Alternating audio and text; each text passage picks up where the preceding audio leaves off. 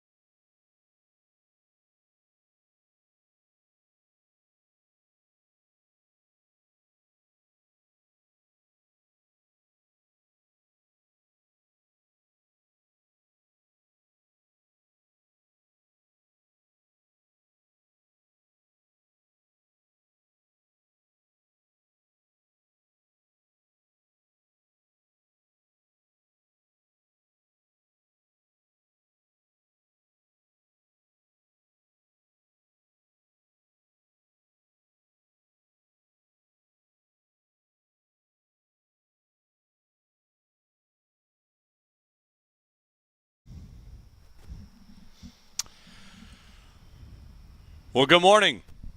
Last day of camp here at St. John Fisher. So sad. Last day of camp. There might be mixed emotions for some. Let's just say we talked to some camp participants eager to get back. Yeah, that's right. Some camp sources maybe ready to go home. Yep. To their families. So, yeah. Welcome back. Training camp. One last day here at St. John Fisher, and then back to Buffalo preseason game.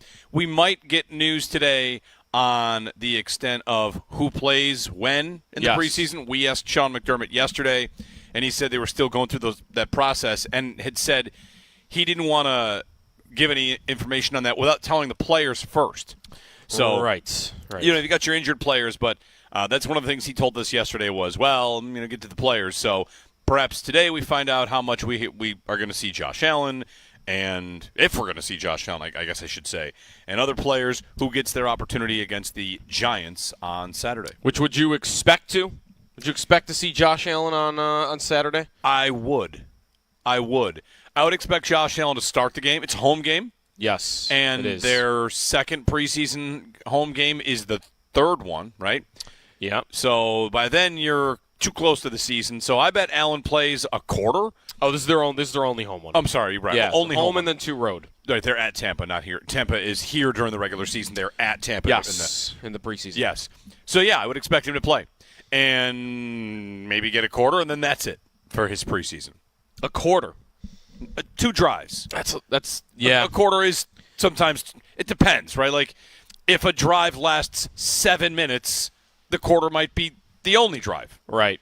It feels like a lot. It sounds like a lot. It feels like nothing should be what he ends up playing, but that probably is what he does about every year. Yeah. Is like 2-3 drives. There was one year where he even played a game like into halftime, right? Maybe that's the Pittsburgh game, or it's the week after the Pittsburgh game when they were bad, so they made them play again. I don't know. But typically I feel like he does often get more preseason time than usually I would like to see him get. Yep. Me too. But I think there's a little bit of a movement this year about teams that start slow wanting to be fresher. The Bengals lead that charge, right? The Bengals every year are really slow out of the gate, and because of that, Burrow is going to play in the preseason. Yep.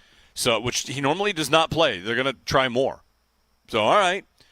I feel like it's been a while since we had that debate because we had a season without a preseason. We had a season where Allen played a good amount. Last year he threw, was it last year he threw 3 passes? 2 years ago maybe? 2 years ago he threw 3 passes in the preseason, and he was awesome. Yeah. So I can remember days gone by having that argument, that conversation. I feel like I can remember being on both sides of it. One where it's, going back to Trent Edwards, Joe, I feel like I remember myself sitting in this seat saying, he needs the reps. He's too good for the reps. Come on, get him out there. And, the Bills are in such a land of consistency of late that, if we're being kind of real, a lot of people talk about the regular season like it's preseason. Like, that's the thing, right? Like, be healthy for January. No, not for necessarily September, but right. That's living in the penthouse, right? That's living at the top of the world in the NFL. Even though they have not always started the best in the regular season. Last year they didn't. Last year was kind of a slow, sleepy win over the Cardinals where they needed to win late.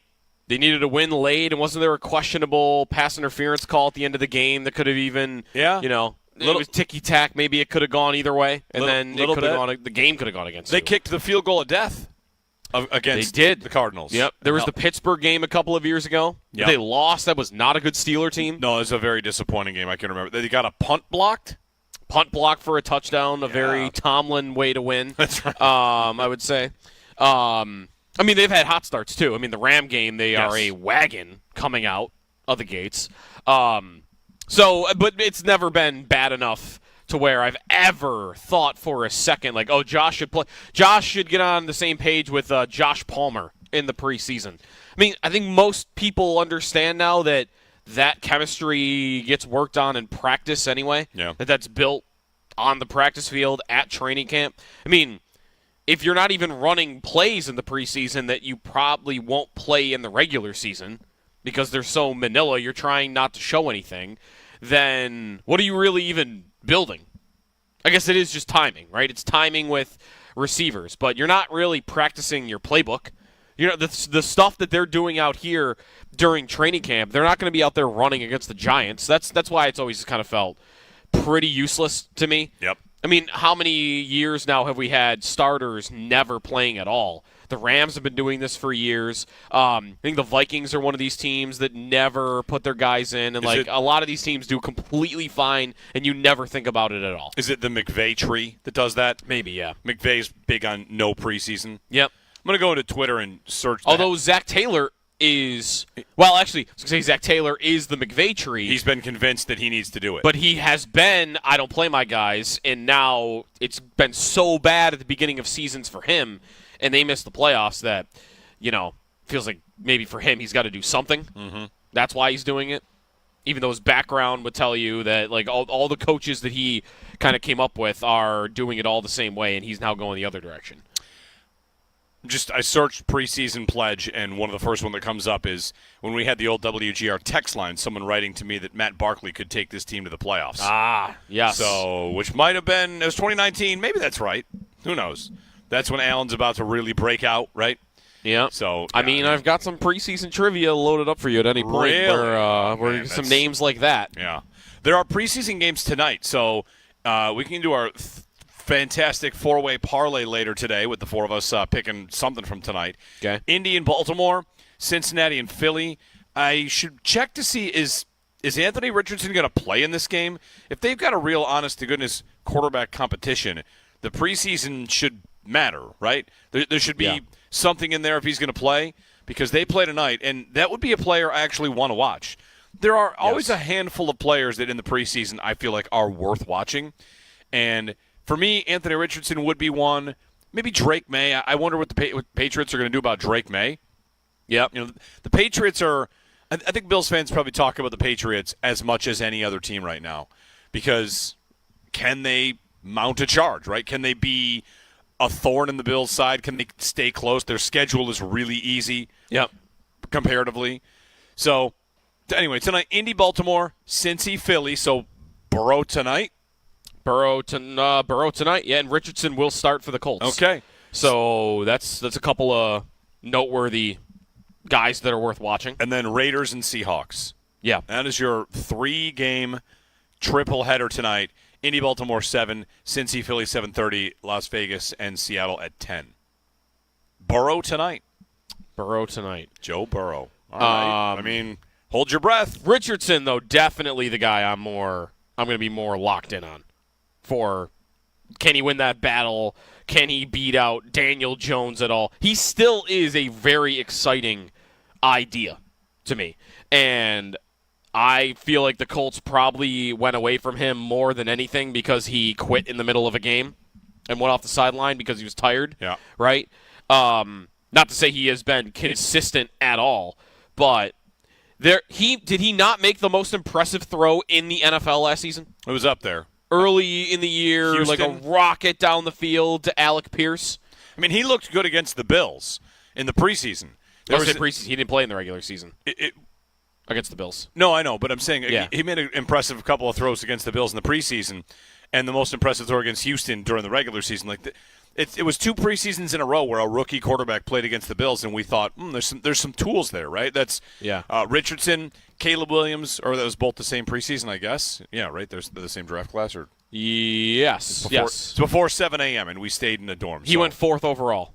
That always surprises me. Really high. Yeah, for whatever reason in my head, Richardson went 12th and 4th overall. Right. All right. I gotta adjust my whatever.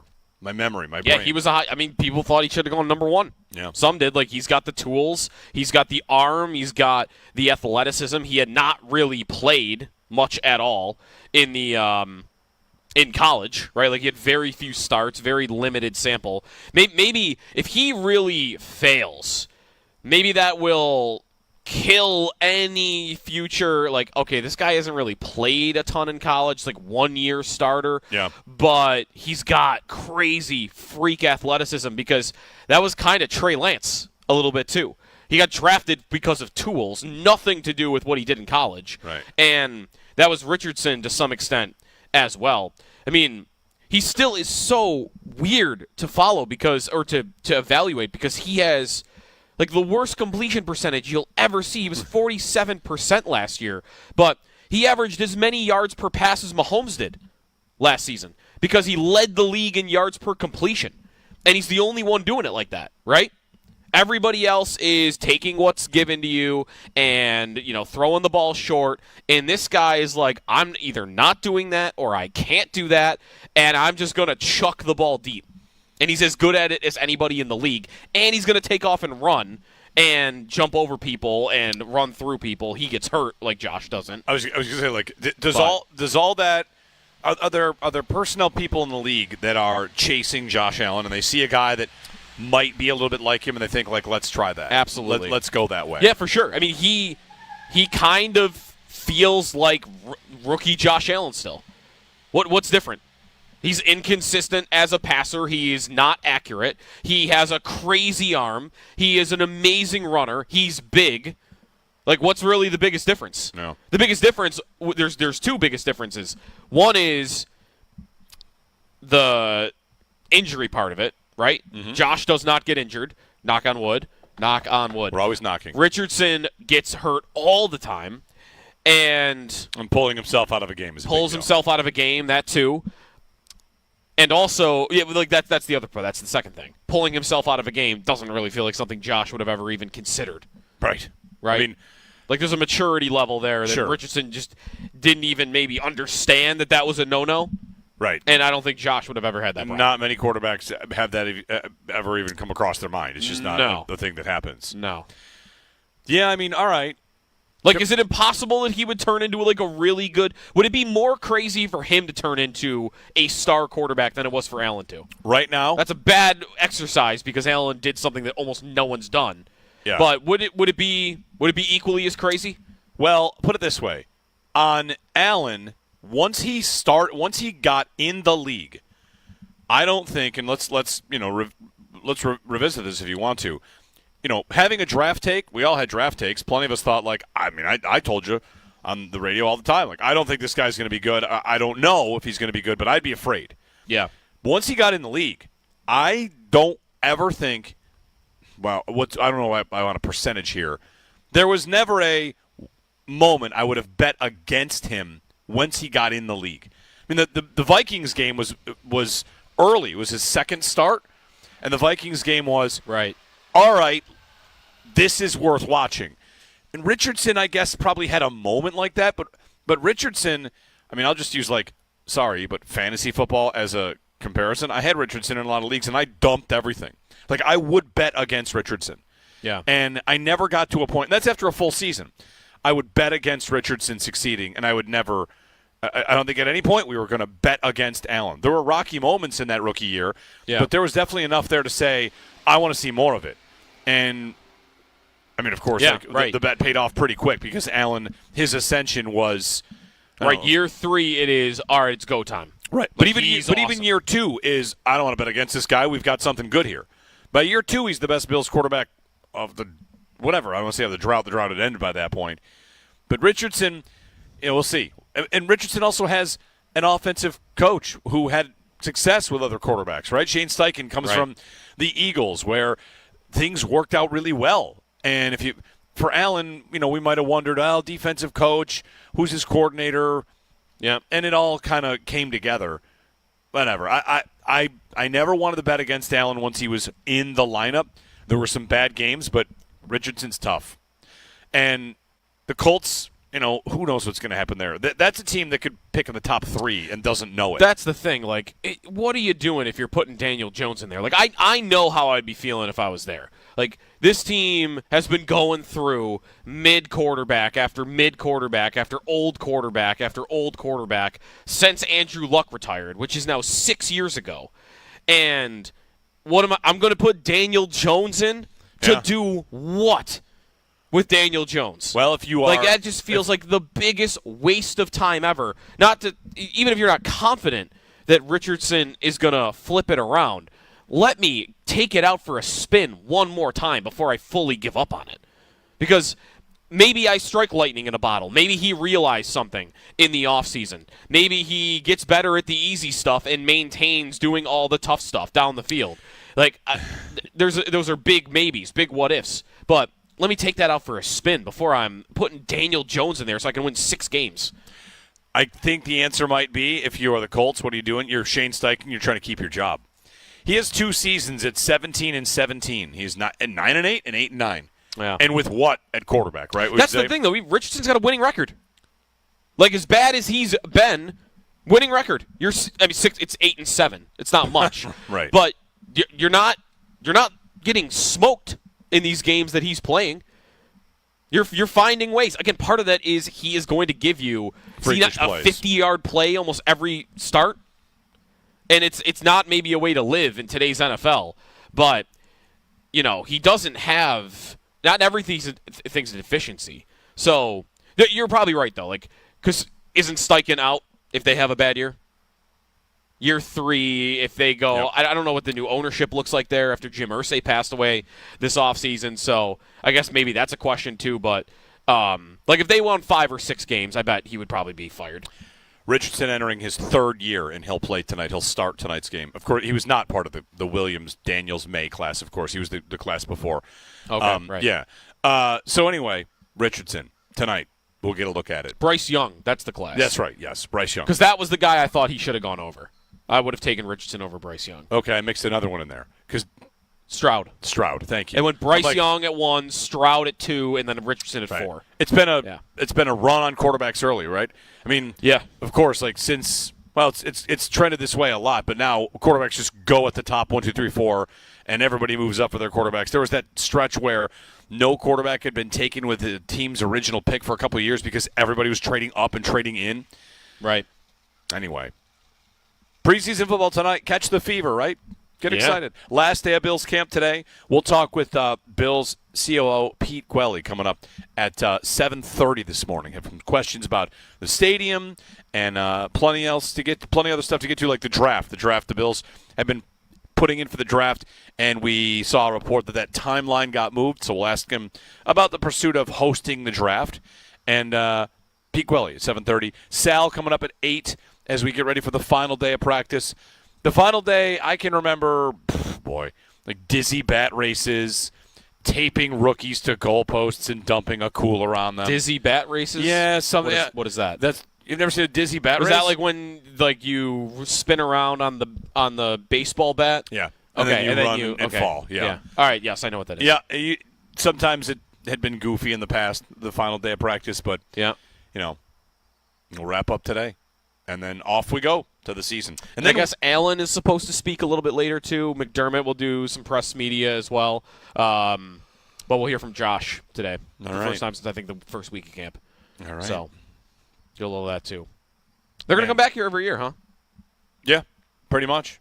For a long time. They like Yeah. it. They like it. I think it works for everybody. I think it works for and Even with the new, because I know that was a question at one point, like, hey, when they get a new stadium, is that going to change things? And it sounds like it has been reported that is not going to happen. Yeah. No, it's not going to change things. And I think Hard Knocks is going to be a commercial for why it's good to do it here. All the things that the Bills are going to be, the HBO is going to be chronicling why it's good that they're here. It feels like they're not about to just say, like, yeah, that was great. All right, not anymore. So I would expect them to be back. Yeah, the preseason starts today, a triple header in the NFL. I mean, the Hall of Fame game started it, I guess. But other teams, everybody else is playing this week. And it does feel like hey, what do you want to see out of the preseason is a bit of a bygone era. Really what you're getting at is kind of treating these like extended scrimmage practices. The Bills will have a joint practice with the Bears next week. And what is this on Saturday against the Giants? Well, show me Landon Jackson making a play, right? Show me T.J. Sanders blowing up the interior of the Giants' offensive line. Show me I don't get to see Maxwell Hairston. I'll say who's third on the list. I'll give you a name. Keon Walker? I'll give you a name. Go down during the draft list? At the top of the list. Because last year, I thought the Bills in the Pittsburgh game were making a point to get Coleman catches. They wanted to throw him the ball to kind of let's get him confidence, let's work here. That to me is a spot that the preseason can work for you. Especially, you got a rookie player. Let's get him out there. He's in the NFL. He's wearing the uniform. He's playing against the Steelers or the Giants or whatever. And I thought last year the Bills were kind of trying, once Coleman was in there, to get the ball to him. And it wouldn't surprise me at all if they do that again. If Saturday, whether it's Allen or if it's Mike White or Mitch Trubisky, that they have Keon Coleman playing for the entire first half. Like, let's get out there. You've had a good camp. Let's put it on film, put it on the field against the Giants and get people excited about you. Get you excited about you and what you can do. Because I think there's no doubt that when talking about Coleman, Sal said this, like the confidence is different. He's carrying himself a little differently. And the preseason might give you a chance to kind of just dip into that a little bit more. So my prediction would be Coleman gets a little bit of run. That'd be interesting because he's going to play a lot. They have him. The plan, I think, for him is to play more snaps than any other receiver on offense this year, right? Like, would there even be a debate? He's going to lead. He's going to play more than any receiver plays this season. Yeah. So playing him into the second quarter, beyond other guys, you might feel like he needs it though. So I guess I would be a little surprised if he did that, just because I think they're counting on him to do a lot this season, from the whole thing, not just targets and receptions, but like he is going to be playing. Yeah. He played 73% of the snaps last year on offense. What's that number this year? Is it 85? 73% of when he was available. When he was available, yeah. Like, is it going to be 85 this year? That's a good question. It's probably going to be higher. I mean, that's a big number. especially for a team that does have a couple outside options that are a little bit different, and I guess it depends who makes the team. 803-0550. For comparison, Gabe Davis, when he was with the Bills, he actually also played 73% in his rookie year, but that was they had injuries that year. He played his final 2 years with the Bills, 91% and 83%. That's a Gabe lot. Davis. So maybe that's a little closer to what Coleman ends up with. 803-0550. If you want to give us a call on what you want to see in the preseason, we're happy to take that. You know, who you might be keying in on. Maybe Hard Knocks is one of the ways you watch these players and learn about these players, but to watch and kind of scout how they look on the field, your first chance to kind of see them in live action comes on Saturday against the Giants. So if you want to chime in on that, you're more than welcome to. Pete Gwelly at 7:30, Sal at 8, and also Sean McDermott, Josh Allen speaking today, so we'll carry as much as we can from the final day here at St. John Fisher. Coverage of Bills training camp from St. John Fisher, brought to you by Fiegel Car and Joyce, your border attorneys, by Outlet Liquor. When you need to stock up, it's the place to buy a case. What's your outlet? By Connors and Ferris, your workers' comp attorneys. And driven by your Upstate Honda dealers. For great deals on the entire Honda lineup, visit your Upstate Honda dealer today.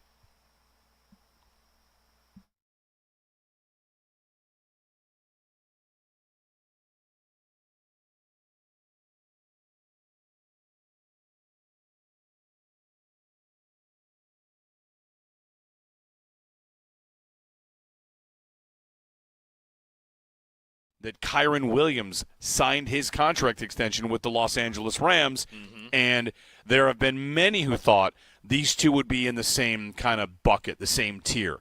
Adam Schefter even went so far as to say many in the league thought this deal had to happen first, and that might pave the way for the Bills and Cook to finalize their deal. Diana Rossini tweeted and reported that Cook's sitting out of 2 practices was indeed an effort to get it across the finish line because they are close.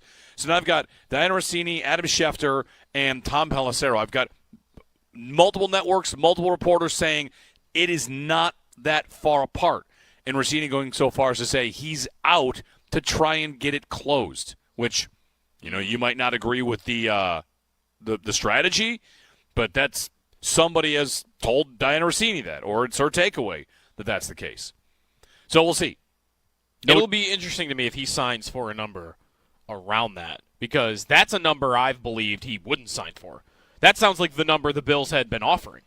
Maybe. Just as a hunch. I don't know. They could have been offering 8 for all I know. But around $11 million per year. Yep. Like whenever we've guessed at like what they could be at, I feel like haven't we kind of landed on, well, the Bills are probably at like 10 or 11 and Cook's at 15? Yeah, we've kind of even said, well, I don't agree. I don't think Cook's at 15. I think that's just a tweet. That's a tweet from months ago. But then maybe that would imply the Bills would be lower than that, because for sure. Because if they're at 11 and he's at 15, what is he at 13? He might be at 12. And this whole thing being over $2 million just seems like that'd be crazy. But it could be $2 million guaranteed. Like, you know, like, is it because Kyron Williams got $23 million guaranteed, so $33 million and $23 guaranteed. Yep. Maybe the deal's close and the Bills are at, you know, $19 guaranteed and he's at $23 guaranteed. Yep. So it's ultimately $2 million to the middle, but $4 million apart, and it's just on that. If that's it, though, is he holding in? I don't know. Diana Rossini, her report is that, you know, that could be the case. That's it. That it's close. That it is close, and that he would do this even with it being close. Yep.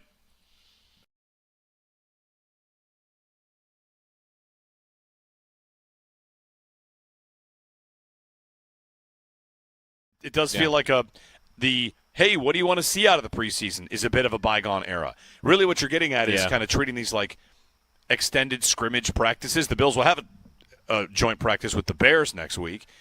And what is this on Saturday against the Giants? Well, show me Landon Jackson making a play, right? Show me TJ Sanders blowing up the interior of the Giants' offensive line. Show me I don't get to see Maxwell Hairston. I'll say who's third on the list. I'll give you a name. Keon Walker? I'll give you a Just name. Go down the draft list? At the top of the list. Because last year, I thought the Bills in the Pittsburgh game were making a point to get Coleman catches. They wanted to throw him the ball to kind of let's get him confidence, let's work here. That to me is a spot that the preseason can work for you. Especially, you got a rookie player. Let's get him out there. He's in the NFL. He's wearing the uniform. He's playing against the Steelers or the Giants or whatever. And I thought last year the Bills were kind of trying, once Coleman was in there, to get the ball to him.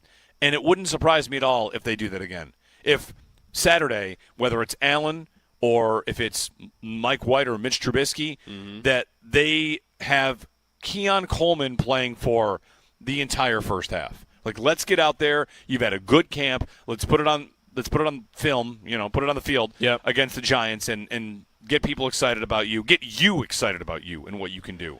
Because I think there's no doubt that when talking about Coleman, Sal said this, like, the confidence is different. He's carrying himself a little differently. And the preseason might give you a chance to kind of just dip into that a little bit more. So my prediction would be Coleman gets a little bit of run.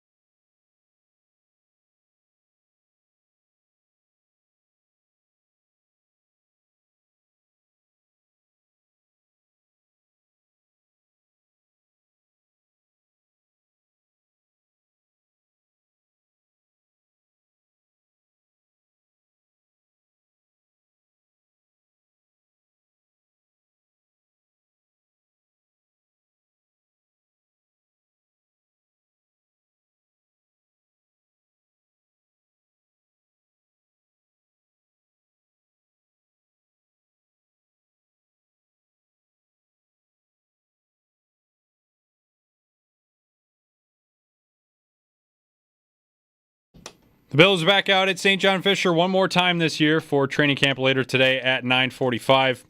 Still no James Cook at Bills practice yesterday. He's now missed 3 practices in a row as his hold-in continues. Some players did make it back out on the field yesterday after injury, though. Spencer Brown participated in team drills for the first time after dealing with a flare-up of a previous back injury. Defensive tackle Deion Walker was back yesterday after dealing with illness, and Dorian Williams and Taron Johnson returned to practice as well, but neither player took part in team drills.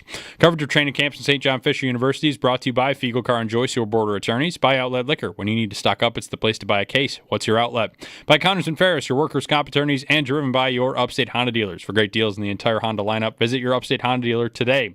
The Toronto Blue Jays helped lengthen their lead in the AL East yesterday in a big way, demolishing the Colorado Rockies 20-1. The Blue Jays now have a 4-game lead on the Red Sox and are back in action tomorrow in Los Angeles to take on the Dodgers. Those are your Paddock Chevrolet sports headlines. Paddock Chevrolet, celebrating 90 years of being your hometown dealership.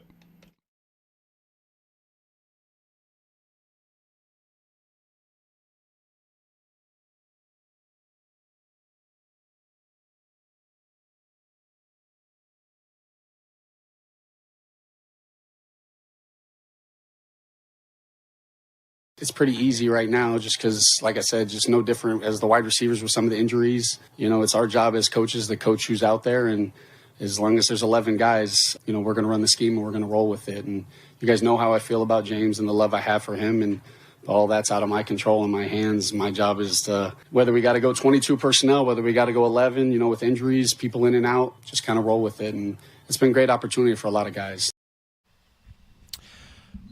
Bills offensive coordinator Joe Brady. So one of the more interesting comments we got yesterday, I thought, we sat with Jerry Ostrowski and John Fina, former Bills linemen, over 200 starts together, and I asked the question to them about, your star back is not back there, and the running back he helps make the line look good. If you've got a good offensive line, a good running back makes the line look good. The line, it's a symbiotic relationship there.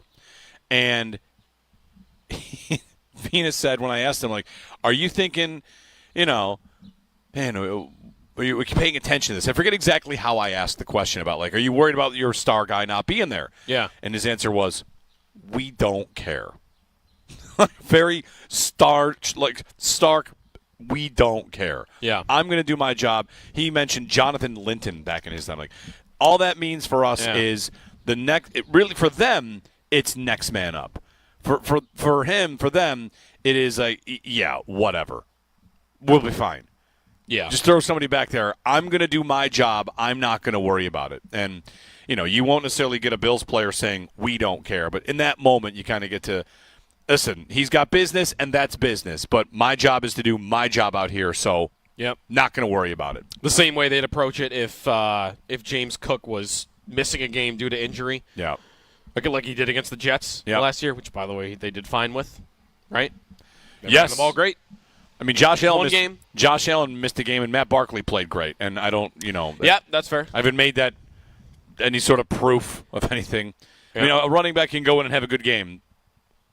Anyway, whatever. We'll see where Cook gets to.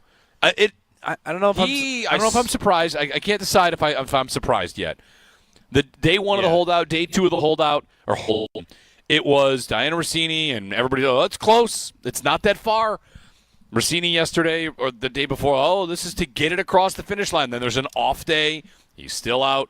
Again today. Then camp's going to end. And once camp ends, that's when the spotlight kind of goes away a little bit for him. Maybe a little bit. I don't know how does it end if they don't pay him, though? Because I don't believe that it'll go into the season. What if it does, though? I think they'll tell you right now it's not really that big a distraction. Guys trying to get paid. It's training camp. Yep. He is here. Is he doing meetings? Is he just not practicing? Is he in the meeting room? Is he with the running back coach? It's a great question to find out how much he is missing while also being here. Because if he's missing everything, he's got to be bored. Right, because bored. I can Wouldn't understand. You be so bored? You hear? I mean, there's Settlers of Catan, I guess. But these players that are holding in, part of why they're doing that is I'm not putting my body on the line and risking injury. Yep. Until you give me the long-term extension that I'm looking for. What risk would you have, though, of missing the meetings? The team meetings, the positional meetings, going over play. Like, what is he doing all of that stuff? Because I feel like he probably is. Why wouldn't you be? Right? Like, you're not putting your body on the line. Yeah, the only thing you would be doing then is you are really trying to stick it to the team then. Like, you are really showing them, like, this is how mad I am. I'm not just not practicing out there on the field. Yeah, I'm gonna skip today's meeting at noon. I'm going to do that too. One thing, a scenario we have not talked about, and we've talked about a lot of them. What if the Bills suffer an injury at running back while Cook is holding out?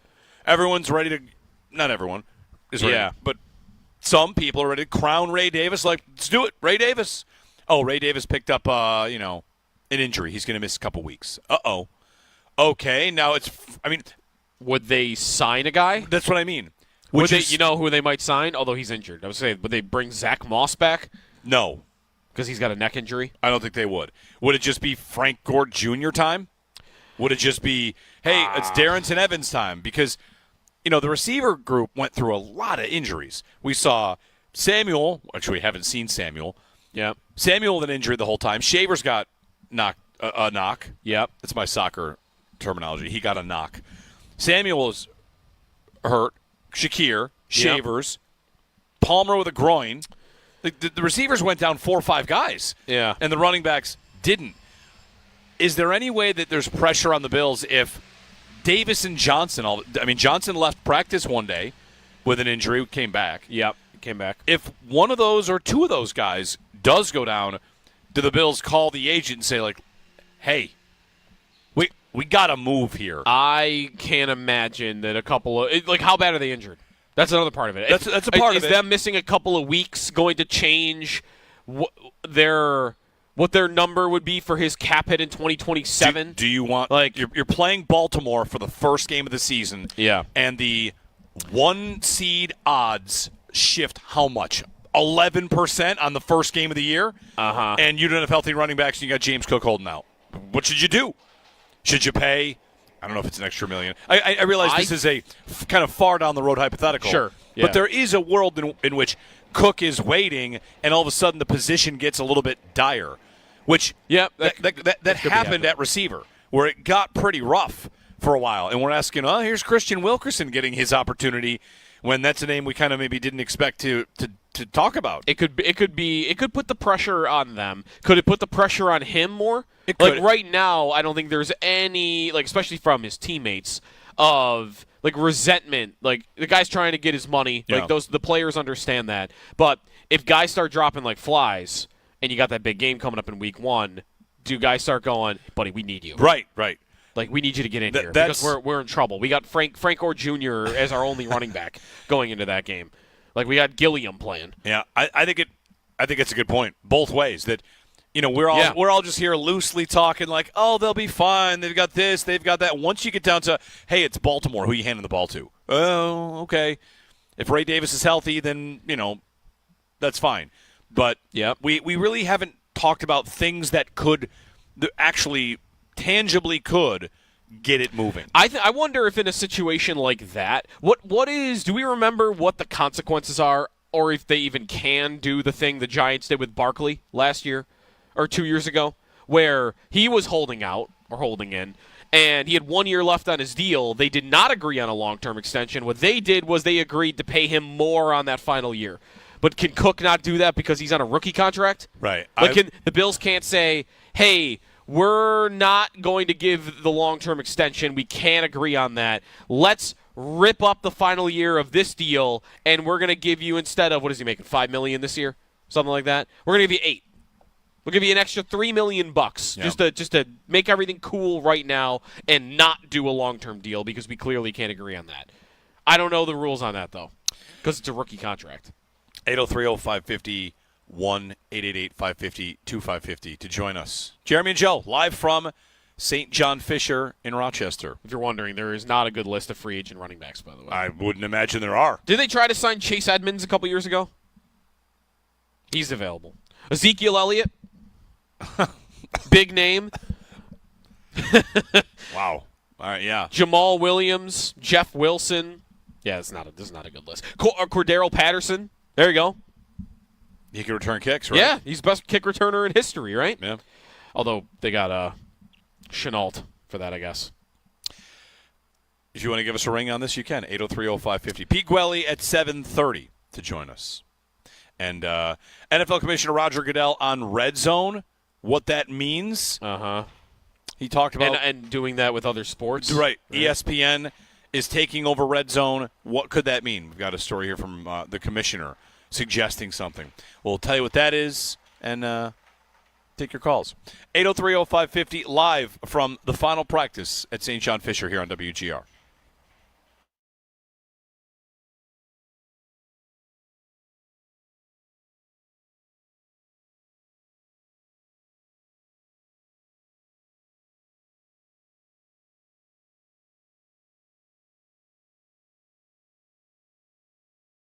We'll see where Sneaky Cook gets Joe to. here for... I don't know if I don't know if I'm surprised. I can't decide if I'm surprised yet.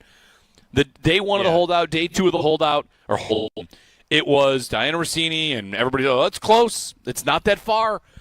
Rossini yesterday or the day before, this is to get it across the finish line. Then there's an off day. He's still out. Again today. Then camp's going to end. And once camp ends... That's when the spotlight kind of goes away a little bit for him. Maybe a little bit. I don't know how does it end if they don't pay him though, because I don't believe that it'll go into the season. What if it does though?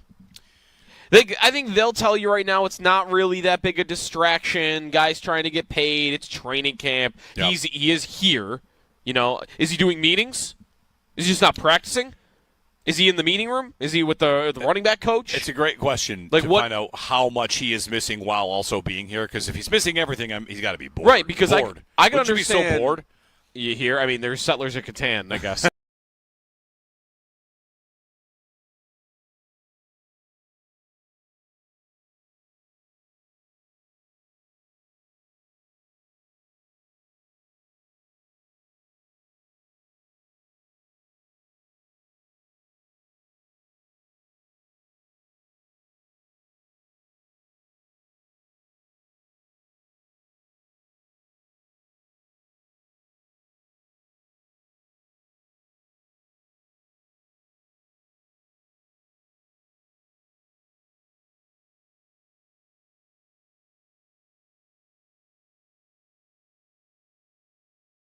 It does feel like hey, what do you want to see out of the preseason is a bit of a bygone era. Really what you're getting at is kind of treating these like extended scrimmage practices. The Bills will have a joint practice with the Bears next week. And what is this on Saturday against the Giants? Well, show me Landon Jackson making a play, right? Show me TJ Sanders blowing up the interior of the Giants offensive line. Show me I don't get to see Maxwell Harrison. I'll say who's third on the list. I'll give you a name. Keon Walker? I'll give you a Just name. Go down during the draft list? At the top of the list. Because last year, I thought the Bills in the Pittsburgh game were making a point to get Coleman catches. They wanted to throw him the ball to kind of let's get him confidence. Let's work here. That to me is a spot that the preseason can work for you. Especially, you got a rookie player. Let's get him out there. He's in the NFL. He's wearing the uniform. He's playing against the Steelers or the Giants or whatever. And I thought last year the Bills were kind of trying, once Coleman was in there, to get the ball to him. And it wouldn't surprise me at all if they do that again. If Saturday, whether it's Allen or if it's Mike White or Mitch Trubisky, that they have Keon Coleman playing for the entire first half. Like, let's get out there. You've had a good camp. Let's put it on film, put it on the field against the Giants and get people excited about you. Get you excited about you and what you can do. Because I think there's no doubt that when talking about Coleman, Sal said this, like the confidence is different. He's carrying himself a little differently. And the preseason might give you a chance to kind of just dip into that a little bit more. So my prediction would be Coleman gets a little bit of run.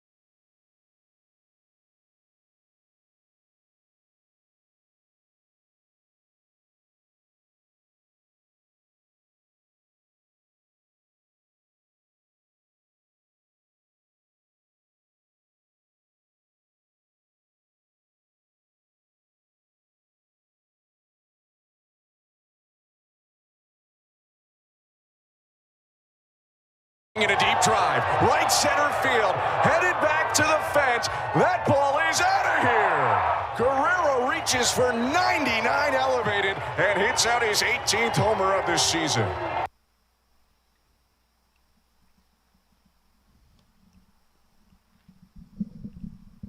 Josh says he has stat of the day.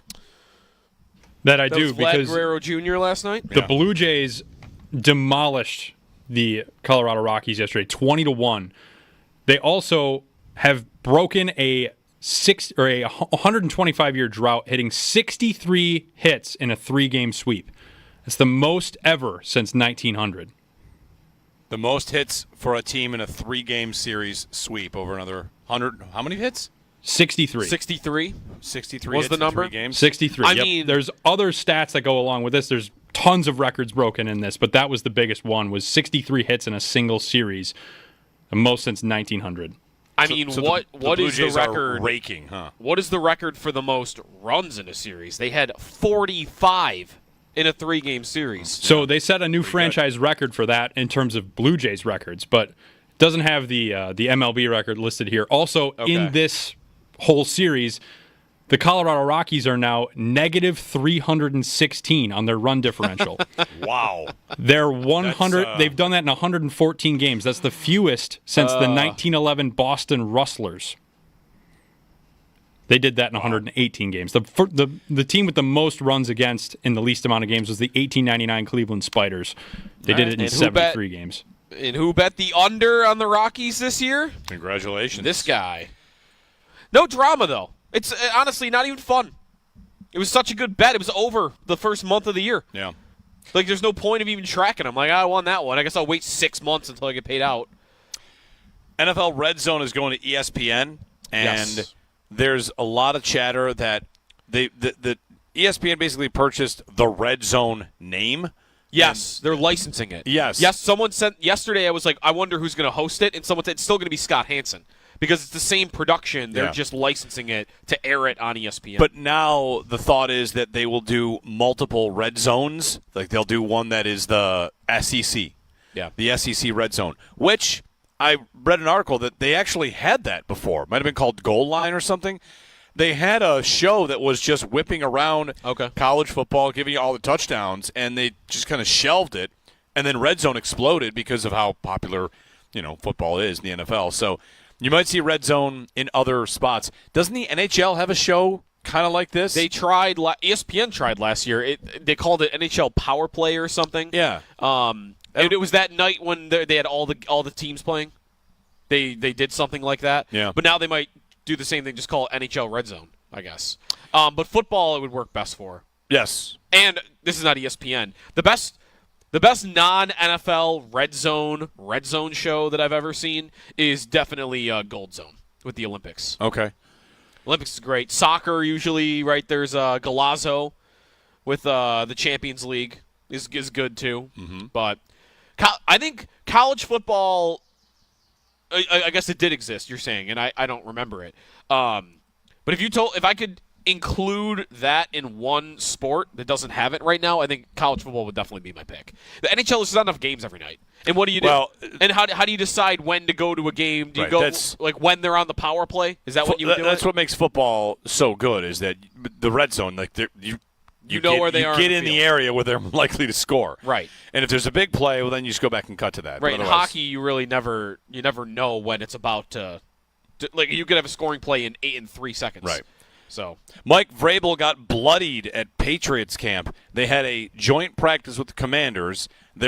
A scuffle broke out, and Vrabel dove in to break up the fight and got bloodied. I like not having the video of it. Just the pictures after the fact. He's just bleeding. It lets your mind run with like what it looked like when Vrabel is he like swan diving on the top of the pile to try to get people off of it. I like Funny Vrabel. to imagine. I like Vrabel. Yeah, you're a Vrabel guy. I think his team's overachieved. And if his quarterback is good, then they'll be good. And his quarterback might be good. We'll find out if he can take a step. I like Vrabel. I think he's a good coach. I certainly think about New England. It's a two-pronged little conversation about whether or not they'll be good. I mean, there's probably more to it than that, but I think you adjust for Vrabel's teams generally overachieving, and how bad their coach was the year before. You're coming off of a bad coach. Terrible coach. If you went to the middle of the ground, you'd improve. And I think Vrabel is an above-average coach. And the way he runs the organization, like whatever. He's an overseer and a good defensive mind. And they've got Josh McDaniels back, who is, right? Yeah. Good at running offenses. Like I think the Patriots are going to have a good season, in part because of better talent, better quarterback. Challenging the Bills might be lofty, but I do think they'll have a big upgrade in the coaching department. And with that, I'm count me as one that thinks they're going to have a year. Do you think Vrabel is the coach that everybody thinks Tomlin is? I like that. I might like that a lot. Right. I mean, Tomlin has had a lot of success and has a Super Bowl, but so much of it now is, Tomlin and Vrabel had he inherited Roethlisberger, who was already in the middle of his prime. Vrabel did it didn't win, but he had Tannehill, right? That's a pretty big gap. The difference, I guess, would be if Vrabel could do that with Tannehill, and Drake May is awesome. What is overachieving with if Drake May is great? What does overachieving with that look like? The Super Bowl, right?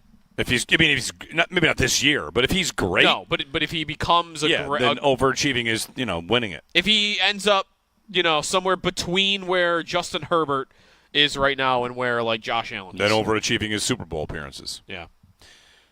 803-0550. We'll see if they get there. But May's got to do his part. 1-888-550-2550. Couple starters back for the Bills, and a big name returning to team drills for the first time the second practice before we're done here. I'll tell you about that because Spencer Brown's story is something about, I remember Steve Tasker at the start of camp said something. It turns out Steve Tasker kind of had it nailed on what happened with Spencer Brown and what can happen with guys coming to camp. Brown had a quote on it. We'll give you that when we return. 803-0550, 1-888-550-2550 on WGR.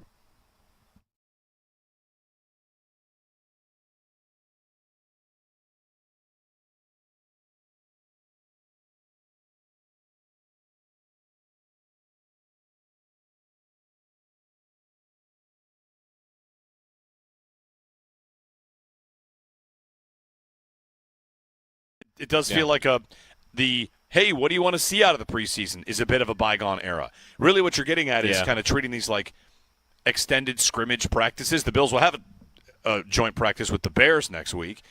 And what is this on Saturday against the Giants? Well, show me Landon Jackson making a play, right? Show me TJ Sanders blowing up the interior of the Giants offensive line. Show me I don't get to see Maxwell Harrison. I'll say who's third on the list. I'll give you a name. Keon Walker? I'll give you a name. Go down during the draft list? At the top of the list. Because last year, I thought the Bills in the Pittsburgh game were making a point to get Coleman catches.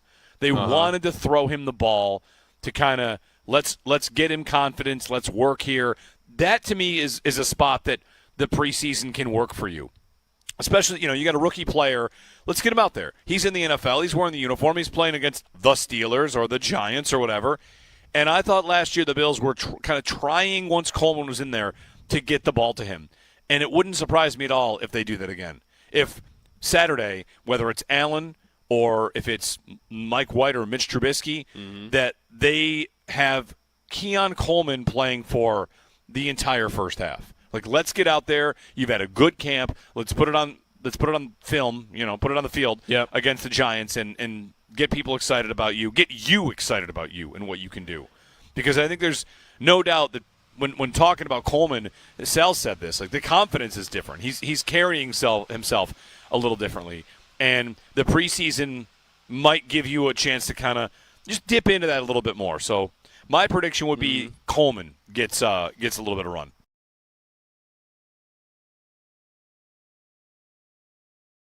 NFL Red Zone is going to ESPN, and there's a lot of chatter that the ESPN basically purchased the Red Zone name.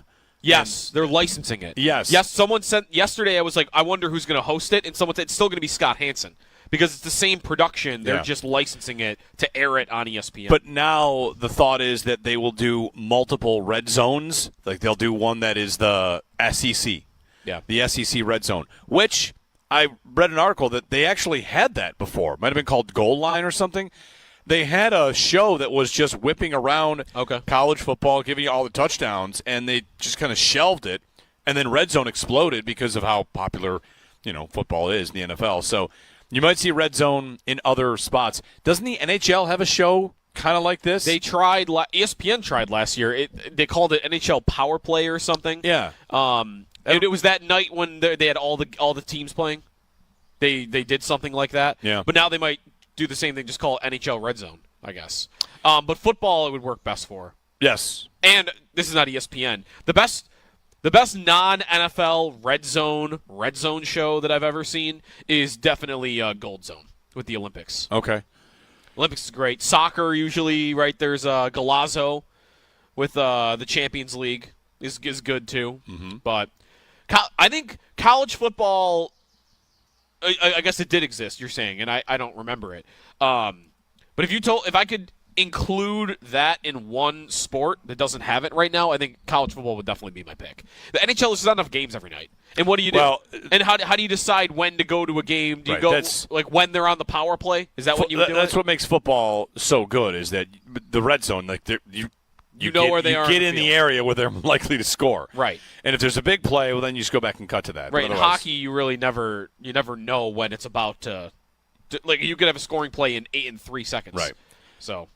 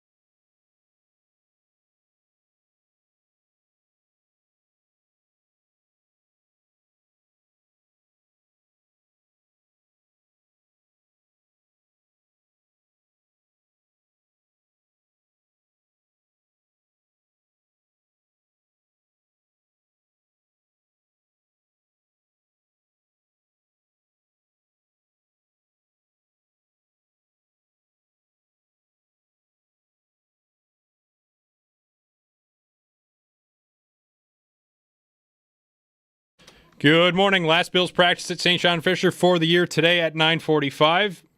Still no James Cook at Bills practice yesterday. Cook's now missed 3 practices in a row as his hold-in continues. Some players did make it back out on the field yesterday, though, after recovering from some injuries. Spencer Brown participated in team drills for the first time after dealing with a flare-up of his previous back injury. Defensive tackle Deion Walker was back yesterday as well after dealing with an illness. Dorian Williams and Taron Johnson returned to practice, but neither took part in team drills. Coverage of Bills training camp from St. John Fisher University is brought to you by Fiegel Car and Joyce, your border attorneys. By Outlet Liquor. When you need to stock up, it's the place to buy a case. What's your outlet? By Connors and Ferris, your workers' comp attorneys, and driven by your Upstate Honda dealers. For great deals in the entire Honda lineup, visit your Upstate Honda dealer today.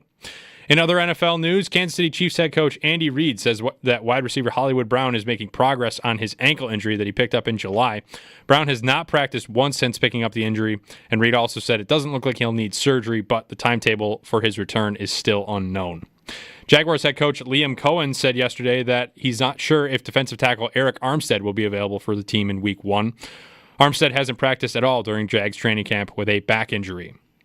The Toronto Blue Jays helped lengthen their lead in the AL East in a big way yesterday, destroying the Colorado Rockies 20-1. The Blue Jays now have a 4-game lead on the Red Sox and are back in action tomorrow in Los Angeles to take on the Dodgers. That's your Paddock Chevrolet Sports Update. Paddock Chevrolet, celebrating 90 years of being your hometown dealership. I'm Josh Schmidt for WGR Sports Radio 550.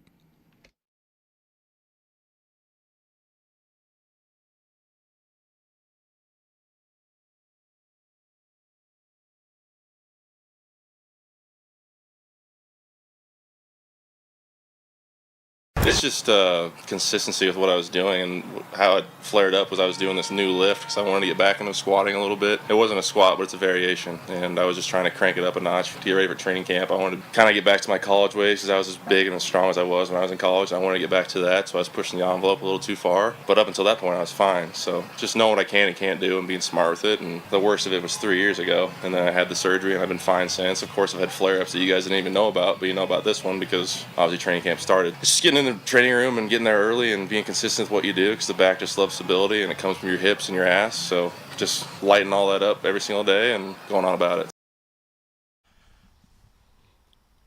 Bills right tackle Spencer Brown, who returned to team drills. His explanation for what happened there for his back flare-up might have been the first day of camp or the day they reported and guys were going on the NFI. Steve Tasker on One Bills Live, I was listening, he said something to the effect of, you know what happens is right before camp, how guys get hurt, they like, I'm amped up, kind of ready for camp, and then they do a little bit more than they should, and they get hurt. Yeah. And sometimes like, it's just a thing. Like, it happens. It's hard not to get a little bit kind of amped up. And sure enough, Spencer Brown, what's he say? Like, it's right before camp. I want to get stronger. And right before camp, he picks up a little bit of an injury, a little flare-up. And the point there he also makes about, I've had flare-ups you guys didn't know about, Right. That's happened before. So, here we are. He's back out there. Says he feels good. It's got to make you feel better that it's not the same as 3 years ago. Like, I had that before, and now it's been good ever since. So, have had flare-ups you haven't heard about. So, good to see Spencer Brown back and, kind of put some fears to bed, because we started camp with Brown not here, and after a couple of practices, the question was, how long until we are worried about this? And then, it's all gone. The Cook thing can be that way too, where you're just worried about it. You're worried about it, and then he signs. Like, all right, never mind. I do see. Yeah. I do see. I see a lot of overreaction. I think if I can be someone that sits here and says you're overreacting, which anybody can do, I see some overreacting to the Cook stuff. In what way? In that they've got to get him out of here. He's got to go. He's a distraction. I mean, it is a distraction. It is less than ideal. It is, everybody will say, business. And, I just feel like a month from now, by the way, they'll be playing the Ravens. A month from now, it will be history. Whether he's signed or not, it'll be something that, that happened, and we still don't know about the contract and what's going to happen there, but it'll kind of be history. Because they'll be playing a game, and I expect them to be a part of that game. Don't we all still expect him to be a part of that game? I would be stunned I still feel like I'd be stunned if he's not a part of that game. Right? Yeah. Unless, if he holds out into game week? But now he's missing checks. He said I like my money. No, but that's what I mean. Like, he shows up. He's still holding in. He says the week of the game, all right, now I'm going to start practicing. And then they decide to keep him out because he's missed, 3 weeks, 4 weeks of reps. Yeah, they could do that. But what would that decision come across? How would that come across? Like, wait, you're going to not play one of your best players on offense in a really important game because he missed a few weeks of reps? Well, you got to practice. If you want to play, you practice. And that's been a pretty consistent thing. That's right. You have to practice to play. And if he's going to sit out until then yeah, sure. But all right, now everything must be good to go because he's going to play and bet on himself. And then this week happens again. Like, I do think that the spotlight goes away a little bit once they're back at One Bills Drive. They have practice. Yeah. The media still covers practice. You see less of practice. Yes, right. Training camps kind of drift back into their buildings, and, you can't – it's just not as public a hold-in after today. So was his – who knows what his point was. And I still can't get away from, whether it's true or not, one of the sides is telling insiders this is not that far off. And right, I keep going to that. And that's why every time we've talked about this Cook thing, and I'll see, the chat's got – he's got to go. He's got to get out of here. He's a me guy. Like, they might sign him in 6 hours, and then you got to walk all that back. So they keep saying it's close. I don't know. I guess we're all just waiting and guessing what's going to happen. But I expect him to be on the field in a month. Yeah, that'd be my bet. He's not getting traded. He's not holding out into the season. If he does hold out into the season, will it all, as you bring up, like a lot of the overreaction is more on the Cook side, right? Like, get him out of here. This isn't what you're not part of the culture anymore or whatever. Any criticism of Bean from fans if he's holding out into games that hey, you bungled this. Let me give you an example. Months to get this done, and now the season has started, and it's still sitting here not done. This happened last year. Last year, what happened? Everybody eats, everybody's fine, we don't need a receiver. They go 4 games into the season, 5 games, they have 2 dreadful offensive performances, and it's panic time, get a receiver, Amari Cooper's here. Right? Yeah. That's what happened. The fans, plenty of people panicked. The Houston game happened, and it was, this won't work. That's why I don't mind using that word, because it was preceded by Allen having the lowest completion percentage in a game for a quarterback in 30 years. Yeah. So and very clearly the problem was nobody could get open. Panic times. Yeah. You need somebody else to take attention. They trade for Cooper, and things get better. And Bean, by the way, don't forget, pointed out, was it the end of the year? End of the year. Where he pointed out, you might think that he didn't have big numbers, but when he was on the field, we scored more points. Right. Or once we got him, we scored more points than we did without him. So he was making an impact. And that was, what? Was the plan always to maybe add one at the deadline? I suppose that's possible. Maybe they were thinking Devontae Adams. Maybe they're thinking Cooper. The way to relate this to Cook is, all right, he wants to hold out all the way into the year. Does he wait for the opener and their offense has a lackluster game, and then we say, whoa, all right, you couldn't run anywhere against the Ravens. I remember Ray Davis ripping up the Jets, but he got stuffed against the Ravens, and I'm panicking. Yeah. It might be less likely, but I guess it's one way to – it's one way he could gain leverage, right? It's one way to get to a resolution. You and I are sitting here talking about how can they find a resolution where it's finally over. And that's one way is, I already mentioned, a bunch of guys get hurt and they feel like they need somebody out there. Or they have a slow start offensively and they feel like, uh-oh. And that's exactly what Cook wants, is to see, without me, you're not as good. Let's do this. I mean, it might be the best plan for him. If I'm him, what I want right now is I want that contract that I feel that I deserve, and I want it here.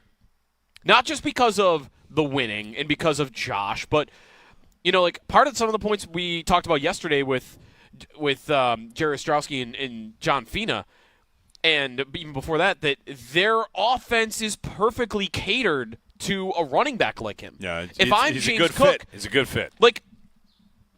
Okay, sure. If I get the bag somewhere else, then I've accomplished, one big goal. But what if I go to a team like, the Cowboys? The Cowboys want to pay me. I got to do more now as a pass protector. I don't know if I'm necessarily a perfect fit for their run scheme. There's the winning part of it and all that, too. We had this conversation with the Kyron Williams thing yesterday, how his job ask is very different in L.A. than Cook's is here. If I'm James Cook, what is the best offense for my skill set in the league? Is it not a team that runs a zone run scheme like the Bills do with an offensive line that's that good and a quarterback that allows me to not have to pass protect that often because he's so good at getting – that is the perfect team for me. So I'd want to get that long-term deal out of them, And if I feel like I can't do that, then one way to gain leverage would be, all right, see what it's like without me. Live life without me for a little bit. Let's see how that goes for you. And if Ray Davis starts a couple of games and it looks pedestrian or maybe even bad, then maybe that's how you get them to raise their price. That would be a leverage play, basically. Right.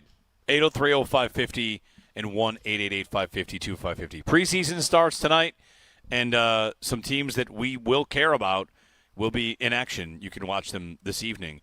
The Bengals open tonight. Burrow is going to play. The Eagles play as well. It's Bengals-Eagles. You've got Raiders-Seahawks and Indy and Baltimore. Okay. So Baltimore, Cincinnati, and Philly. There'll be three teams that we should probably care about. Baltimore and Cincinnati especially. Yeah, Baltimore's not going to play anybody, though. No, you wouldn't think so. Not Lamar. I don't think Harbaugh's a guy that plays guys in the preseason like that. You want some Bills preseason trivia? I do. We're going to talk with Bills COO Pete Gwelly coming up at 7:30. So in the meantime, you've got Bills preseason trivia for me. I'm going to give you an option here. Okay. Would you rather guess at? I've got the list of passers in the preseason since Sean McDermott got here.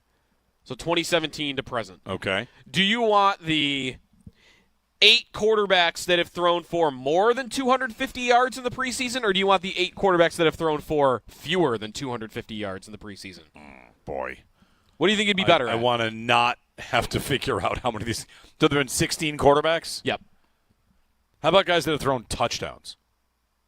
It's okay. You don't have that. It's not the list I have. I know. I don't want to put you on the spot. 8 quarterbacks have thrown for 250 yards or more in the preseason. All right, let's do it. Josh. 801. Surprised it's that high? No. It's 801. It's a lot of preseasons. It is a lot of and he would have played a lot in that first preseason. I saw a video, NFL.com, or the NFL Twitter account, like a throwback to Josh Allen in his preseason debut 6 years ago. And he throws the ball so differently. Yeah. Like, if you really don't realize the throwing mechanics and the throwing motion changes that Allen has made over the years, go watch his first preseason game highlights, and it looks like a different person throwing the football. It's so different looking. But yeah, 801 for Allen. He changes mechanics. Yeah. Yeah. Matt Barkley. The leader, 1,032. He's the only one over 1,000. Trubisky. 317 gets there. Is Tyrod here? No, Tyrod 100. Okay, no Tyrod. It was only one preseason Yeah, that's right. under McDermott. There are 6 more. Yep. Oh my God.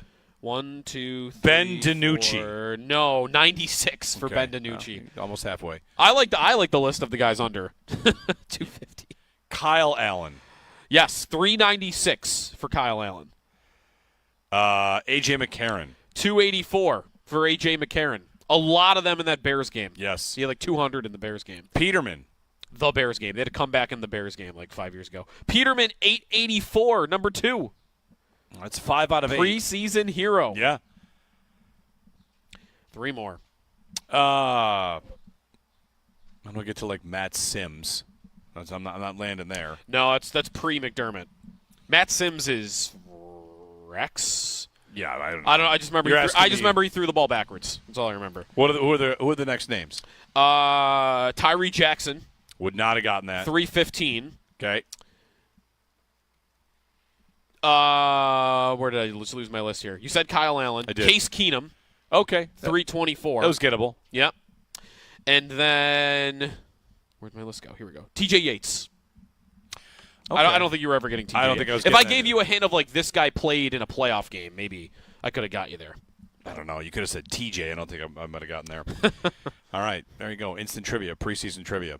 We're going to break in. We come back. Bill COO Pete Gwelly is going to join us here. Chat some stadium stuff, some, Bills business kind of stuff, so stay tuned. And then Sal, 8 o'clock, helping us recap yesterday's practice and preview today's final practice of the preseason. Of training camp. It is training camp coverage here on WGR.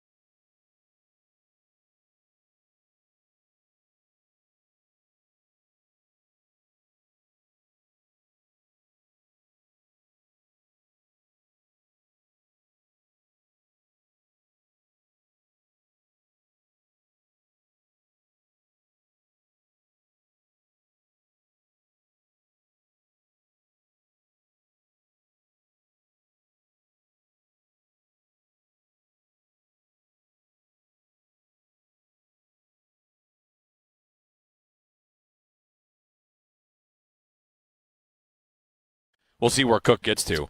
I don't know if I don't know if I'm surprised. I can't decide if I'm surprised yet. The day one of the holdout, day two of the holdout, it was Diana Rossini and everybody. Oh, it's close. It's not that far. Rossini yesterday or the day before. Oh, this is to get it across the finish line. Then there's an off day. He's still out again today. Then camp's going to end, and once camp ends, that's when the spotlight kind of goes away a little bit for him. Maybe a little bit. I don't know how does it end if they don't pay him though, because I don't believe that it'll go into the season. What if it does though? I think they'll tell you right now it's not really that big a distraction. Guys trying to get paid. It's training camp. Yep. He is here. Is he doing meetings? Is he just not practicing? Is he in the meeting room? Is he with the running back coach? It's a great question to find out how much he is missing while also being here. Because if he's missing everything, he's got to be bored. Right, because bored. I can Wouldn't understand. You be so bored? You hear? I mean, there's Settlers of Catan, I guess.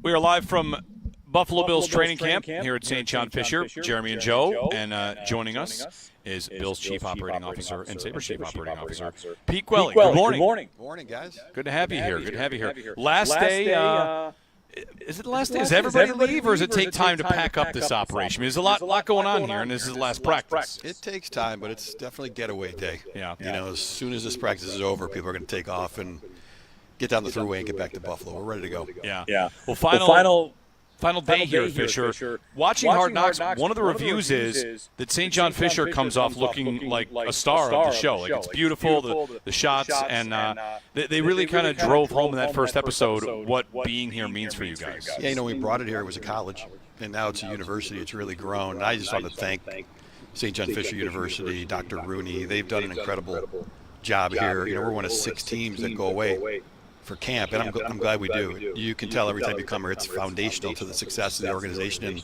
what the college does here puts us in a great position. I wonder, do players that you get some young players, of course, that come straight from college, and the college atmosphere is not that unusual. Do you ever find players talking about the way they did camp before, and then they come here, they're kind of thrown back in time and what that's like for them? Yeah, I think most of them like it. I think this whole transition's happened because people have built these amazing training facilities and they don't want to leave. But I think sometimes they maybe undervalue the culture that's being built in a situation like this. So these guys come here and it's so communal. Everyone's together, whether it's breakfast, lunch, dinner, doing things after practice, hanging out together. And it's not just it's football. It's every aspect of the organization is integrated. And I think almost to a man, people really enjoy coming here. Yeah, there's the going away, and then there's also, I'm sure for you, like the Rochester footprint in the market for you, and coming here for there's a ton of Bills fans obviously here that you'd want to come out for once a year. Yeah, but Bills Mafia is just as strong in Rochester as it is in Buffalo. It's fun, and for me, I'm from here. The camp's now been here 25 years. It's almost impossible to think about it, and it's evolved so much, and it's even better than when it started. And when you sit down with, Sean and Brandon and talk to them about how they see it and how it works, that's when you really start to think about how special it is. How much is it now kind of just do it the same as you've done a couple years before? Like next year, if you're back, is just we know the formula. Is there a lot to really evaluate and tweak, or is it just kind of it works as it is? Yeah, not as much. Year one, I spent a lot of time in discovery kind of looking. And again, from when I left to when I came back, it is so much better in every single aspect of it, whether it's the executional stuff on the football side or from a marketing perspective or fan experience, it's better. So, yeah, honestly, there's not a lot to do. I think we're always looking for ways to get better, but this camp operates at a high level. Plenty of stuff to get you on the business side. There was a story that the NFL draft, you guys have been in pursuit of the NFL draft, hosting that. The timeline on that looks to have shifted a little bit. So what can you tell us about that? Yeah, a little bit. So every single year you basically have to resubmit your expression of interest.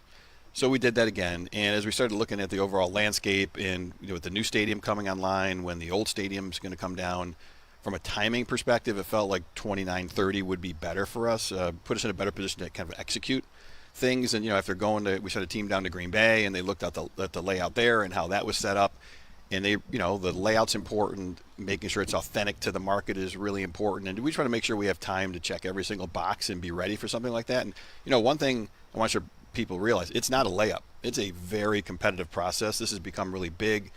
Most teams and most markets want it. It's in a lot of ways a public-private partnership. There's a lot of work to do to get it done, but we want it.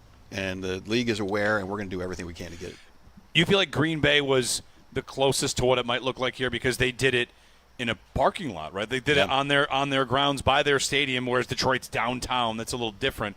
Pittsburgh's doing it at the park. Is it the? Yeah. So like they're different ideas, but you might want to most resemble Green Bay. That's why we sent people down there. I think that vision we could replicate something like that. The other things to consider too is there's great spots in Buffalo. Whether it's Niagara Falls, whether it's something downtown, whether it's something maybe north of the border. There's other things you can do. But the primary footprint we would anticipate being at Highmark, and I think it is a lot more similar to what Green Bay is, so that's why we sent people there. Stadium milestones to come. Stadium's going up. People are getting their tours, grabbing tickets. There's the first bit of steel. There's the last bit of steel. There's the canopy. What are the next potential days that fans might be able to kind of note? I don't know if it's big milestones anymore. It's details. The field's starting to go in. The lockers have arrived. The escalators are going in. And, we've got to get that structure closed. So the final pieces over the winter, we don't want to lose any time working. So enclosing the entire structure is going to be a big part of it. So I don't know if it's definitive milestones necessary, but a lot of details. And we walked through it Friday, and it was just incredible to see how far it's come along. The thing that jumps out to me the most is we've got this great training facility right across the street. Everything that's at that training facility is at the stadium. So it's a more seamless experience on game days. When the players show up, they don't have to really come to the training facility. They can go right to the stadium and get to work.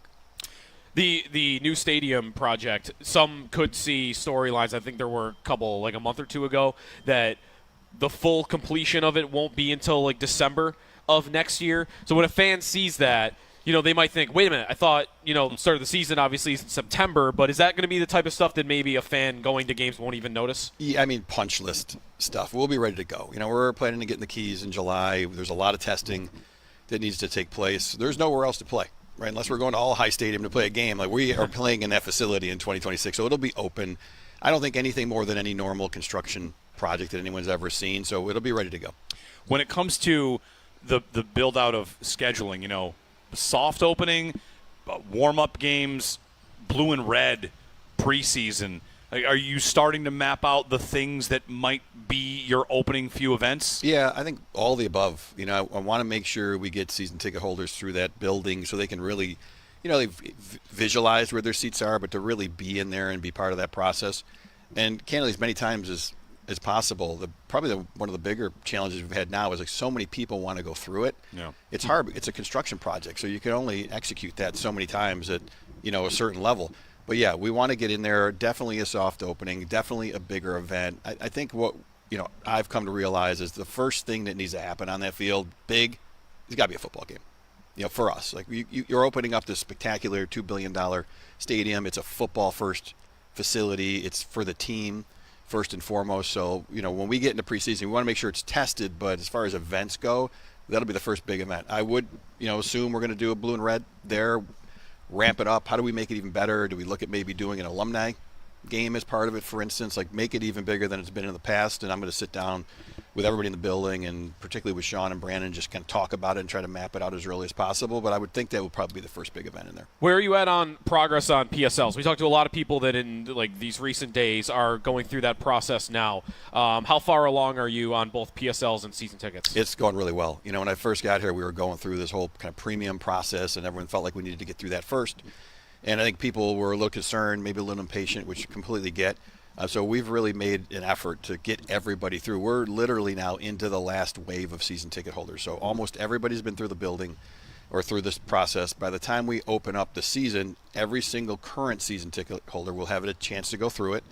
And I think the one thing I want to make sure now, and the one thing that we would all regret, is if somebody is in the current building, didn't feel like they got an opportunity to move over. Yeah. So it's almost like, how do we take a step back? How do we reconnect with anybody who maybe hasn't been responsive or hasn't decided yet, to make sure that they get a chance to be in there? So that's kind of the next step. We'll get through the current season ticket holders by the start of the season. We'll kind of go out to them again, and then we'll go to the waiting list. And right now we're, I don't like to use the words ahead of schedule, but it's pacing extremely well. About 80% of the building is already sold through. We've got a year left. We've got a massive waiting list to go through, so we're really well positioned. And the stories at the start of that, you mentioned like the premium seating experience happened first. Those numbers, of course, are big and maybe sticker shock for a lot of people. When you get to where you are now, are you able to kind of share the breadth of how wide the options are, I suppose? Yeah, I mean, we were saying that from the beginning, that there would be a price point for everybody. We would lower the barrier to entry. We want everybody from the current stadium to be over there. We don't want it to be an impediment. In a lot of ways, you had to start with some of those higher priced products. And, what was interesting is how they moved really quickly, and we sold through them really quickly. So it wasn't an issue for a lot of people. There's a lot of people, I think, that wanted to be in those premium areas. Once we got through that and started moving into the lower and upper bowl, then the process really escalated and went very fast. But, we're already down to $1,000 PSL price point right now, likely to be another one coming here in the near future. So, I'm glad we've got a price point for everybody, an opportunity for everyone to participate in the new building. Regarding the stadium and the rest of it, we always talk about the structure, the landscape, the lots. I have a buddy that asked me, parking, like when will parking plans, when will that kind of be figured out? Is that already figured out? And like how that's all going to work regarding the stadium and where to park and egress? Are there plans for that to be a little better? Understanding that you're also going to have another stadium coming down, and it's been busy for the last couple of years. I would say for the most part it's figured out. We just haven't really announced anything yet because we've been working through this PSL process and making sure. I think it's going to be better. There's a number of different entry points, the way it's set up, the way that they're going to handle Abbott kind of moving forward. I think we're hopeful because, that's the process, right? It's not just about the game. It's when you leave your house and what it takes to get there, and what are your plans for tailgating, and what's it like when you walk into the building, and how is it on exit. So, obviously we've had a lot of experience in the old building, and we've seen how that worked. It's been a little challenging because there's been some closures. So it's probably been a little bit worse than it has been when it all opens up. And then even as we move forward, when the old stadium comes down in March of 27, then it should get even a little bit better. But, yeah, we feel like we're in a good place there. We haven't rolled anything out yet, but that's definitely something we've been working on. Any further down the line on what to do with the space that the current stadium sits on? Not yet. I mean, it's obviously going to always be part of our campus. This is one of the reasons that we go to places like Green Bay and look around and try to think long-term about what it is. Preliminary discussions, because there's been so much focus on getting that stadium up and running and putting it where it needs to be, and that's just the next step in the process, but we're just not there yet. I did think of one more milestone. When do we find about the giant buffaloes? I mean, if I don't ask about that, people are going to be mad at me. Look, it's coming. The foundation of the family circle is being built right now, so we're getting close. I think in the next couple of months we'll probably start releasing some of the concepts, and people can look forward to what's going to be there. All right. Farewell season at the stadium, the red helmets being announced a couple weeks ago. Feedback on that, I feel like, has been pretty universally. But I mean, the nostalgia play for that. I guess my question would be, how you arrived at that, and the game at the end of the season, like that I'm sure was on purpose, like close the stadium, at least in the regular season, with that helmet? Yeah, that's a tough process because when you're closing out a stadium with all that history, are we doing it right? Are we doing enough? And we just kept sitting down and kind of iterating on what was the best way to do this. The red helmet piece has been on the radar for a long time, and there's a lot of hoops you got to jump through with the NFL even to get that approved in the first place. But you saw all the kind of anecdotal excitement around it, and then it was a little bit of a perfect storm. Rumors about whether it was going to happen, whether it was not going to happen. And we didn't change the timeline at all. It just happened to sync up. And then when we announced it, it just blew up. I think through our social channels alone, almost 25 million impressions on that. On Instagram, that's the second most trafficked post we've had all year, and the one that beat it was Josh Allen's MVP announcement. So, obviously people are really excited about it. I'm glad we're bringing it back. It felt like the right way to close it out. And, we're looking now, what are the other pieces? Who do we bring back? How do we transport people back in time as much as possible for that last game? Because it's going to be a really special moment. Regarding the bringing it back and the hoops, and is it a one-off, or is it the kind of thing that maybe people can look forward to reappearing occasionally in the future? I mean, maybe. I think it's like starting as a one-off. You really are supposed to be wearing 3 helmets during the course of the season, so we had to go back to the league and say we'd really like this kind of approval so that we can roll it out. There's a lot of excitement behind it, and they granted that. Now, it's hard to say moving forward. I'm glad it's in our portfolio, if you will, because we know people love it, so it'd be cool to bring it back again. There's no plans right now. We are 3 weeks from the reveal of the Rivalry series set. So you did refer to us earlier this camp as you think we're like uniform experts. You did say that to us. Yep. How excited should Bills fans be for these? First of all, I like that you guys are into it. There's so many fans that love the uniforms, love to talk about helmets, and have it's subjective too. So people aren't going to love everything that you do, but I think I'm very excited. I think you've seen some of the reactions from the players. This is, I would say, more of a league-driven process that we're supporting, but we're creating our own content. We're going to be rolling it out. There's a whole merchandise capsule that's going to be part of this as well. I would say I feel like it's very authentic Buffalo. I think it really represents the team and the region as well. I think people are going to be excited. Without giving away what it is, does that almost kind of remind you of, you come from the NBA, Charlotte, like the City Connect series that they've done there, like trying to go more to, it could be different colors, it could be different, landscapes of your uniform. Like, is that, again, not without asking, is that exactly what they're trying to do? But it seems like it's different. Yeah, I think conceptually, yes. I think that's what they're trying to do for all the teams, and kind of create that, that feeling that it's somehow connected to the team and connected to the city. I think it's cool to be part of the first rollout of something like this. It's interesting. The team has transcended the market. The brand has transcended the market. So you're on the radar for things like Hard Knocks and things like the Rivalry series. So it's a great position to be in, to kind of be a first mover in a lot of these spaces, like this uniform. Was there a process for that? Did the league just call one day and say, you're in? They said we were in, and then the process, though, began from a design standpoint. Right. So we've had a lot of input along the way. There's been a number of checkpoints. I mean, they had a direction, that they wanted to go in, and then we were able to sit down and make sure that our marketing people and our design team were at the table, and everybody on the football side to the owner, and make sure that, we felt good about what was coming out. Pete Quelly here joining us from training camp. A couple quick things on the Sabres. You had the announcement of the KeyBank partnership on the naming rights. Anything on the lease? Like, we know that there's a date there, so what – because many had speculated perhaps that announcement was going to be something regarding the lease. So the lease on KeyBank Center, anything to report on that? Yeah, look, first I'm glad you guys have asked, because I think it's been mischaracterized a little bit. The lease is not up. Could we opt out at the end of September? If we wanted to, sure. Or we can just kind of sit tight, it'll roll over, and it'll have another 5 years on it. And then there's a number of subsequent options after that. So I think we're all in a good spot. It's really more about, no lease is perfect. So we've been talking to the county, and Mark Polakar is actually going to be out here today. We've been talking to the state, just kind of looking big picture about the future of the arena at the same time. But I would anticipate it just rolling over and then continuing to sit down and talk about, okay, we've got a 30-year-old building. I believe it's the oldest NHL building that has not gone through a major renovation yet. Let's just talk about where we're going in the future, and then as the lease kind of continues to roll over, let's get into more detail about what the future could look like. major renovations, are they possible? How do hockey rinks do that? It's all inside, right? You're not talking new building in that scenario. You're talking about projects. We know new roof, new jumbotron. These are improvements that have happened.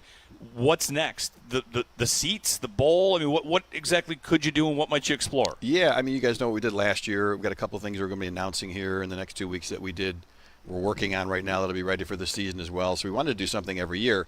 But yeah, looking at it big picture, how do you phase something like this in? So we've engaged with Populous. They worked with us on the new stadium as well. We've been talking to them about what's the future of this building look like, what are the areas that we should impact. We get a lot of feedback from our season ticket holders on what they want. Seats are obviously on the radar. There's some things that make sense to do now, and there's some things that might make more sense as part of a bigger, broader renovation. So you've got to balance those things. But I've had a year under the hood to look at it. I still love the building. It needs work. There's no question about it. It's a great hockey barn. The one thing that's obvious is how important it is to Buffalo. We had 1.3 million people in that building last year. I don't know what number 2 is for drawing people to Buffalo, but it can't be anywhere close. That can be a catalyst for growth in the city if it's done right. So whatever we do, we want it to have a broader impact on the waterfront, on the canal side, on everything else that we're doing there. So when people come there, there's something to do. We had those Bandits playoff games, and they were rolling. I go down there, I'm like, where are these people going? What are they doing when they come to Buffalo? So let's create a strategy that I think is a little bit more overarching than what has been there in the past. Regarding any sort of major project that is a renovation-based one, when we were talking about this for the football stadium, we would be able to point to what happened at Soldier Field and what happened in Lambeau, and sometimes it's a retrofit. The Bills Stadium went through an overhaul with different towers and bathrooms. Are there any NHL rinks that have gone through major renovations, and over the course of a year or two, they just phase them in, and by the time it's all done, it does look like a majorly updated building? I just don't know exactly who to look at. I'm not sure if you have examples. Yeah, I don't think there's as many as maybe there are in football, right, for instance. But first of all, you go look at those new buildings and say, what can we incorporate? Seattle, Las Vegas, not that we're going to be at that level, but some amazing technology and features and amenities in those buildings. Boston, I think, is a pretty good example. They went through a major overhaul there, and not only in the building itself, but around the property. That's become more of a destination. They've got mixed use built up around it. So there are a couple of examples, not as many as there are maybe in football, but I think the vision of, how do you create something that draws more people in? Because it's the Sabres, it's the Bandits, it's all the marquee events that you have there as well. But making a year-round property out of that thing, so we're bringing people into Buffalo as much as we possibly can. Uniform-wise, I don't think there's really anything to go over. Sabres-wise, feels like you're in a pretty good spot. Although, is the black and red just like a year-to-year thing? Is there a time on that, or is that just that's working, we're just going to keep going? Yeah, look, the feedback's been great. People love it. I mean, it's almost like there's a generational timeline where people love, the old jersey and people love the black and red. I think we did a poll on it. It really almost came in at 50-50, which was crazy to me. But, we've got 15 games that we're going to be doing in black and red this year, and I think that's performed well. We've got some things, nothing I can disclose right now, but on the horizon that we're looking at relative to the uniforms. That's a traditional hockey market and fan base. So I think, for me, you only want to deviate so much. How do you make sure you're tying in the things that people really love, even if you're making tweaks to move that forward? Pete Gwelly here from St. John Fisher. One last thing, hockey-wise, because we've talked a lot about the new stadium. Is there any sort of process when it comes to getting outdoor games? We saw another one announced yesterday. Is that something you have to, I assume, apply for? Is that conversations with the league? How does that go? Yeah, another great question. That's something we really want to do. 28 is the 20-year anniversary of the Winter Classic. Love to tie something in there. I think the Winter Classic might be a little tougher. The way the NFL schedule is now, and when you would put a game in there and how you would then prepare for the next one makes it challenging. But the Stadium Series we could absolutely execute. We have had conversations with the league, talked to Gary Bettman about it. They would love to bring that game back to Buffalo. They would love to do something potentially around the 20th anniversary of the old Winter Classic, and they would love to do something in the new building. Yeah. So I feel very good about that process and the opportunity to bring a game like that to Buffalo. Is the new building, would it be easier to execute, or would it be, it's grass, which might present some challenge in terms of throwing something on top of it. It's after football season, but Yeah, plenty of time to get things back in shape. I think it's going to be easier. Just that building, we're talking about that building, and you remember the old Winter Classic and how it was kind of in the middle of the field and everything was so far away. This building that we have now, the new Highmark Stadium, is, that's a technology masterpiece, and executing events like this and bringing them in and out are going to be a lot easier than they were in the past. Very good. Definitely. Thanks for joining us, and congratulations on a successful camp, and see you back in Buffalo. Thanks, guys. Appreciate it. See you there. Pete Quelly here on WGR. Sal Capaccio joins us top of the hour. We'll recap yesterday's workouts, practice here from St. John Fisher, and preview today's final practice. Jeremy and Joe here on WGR.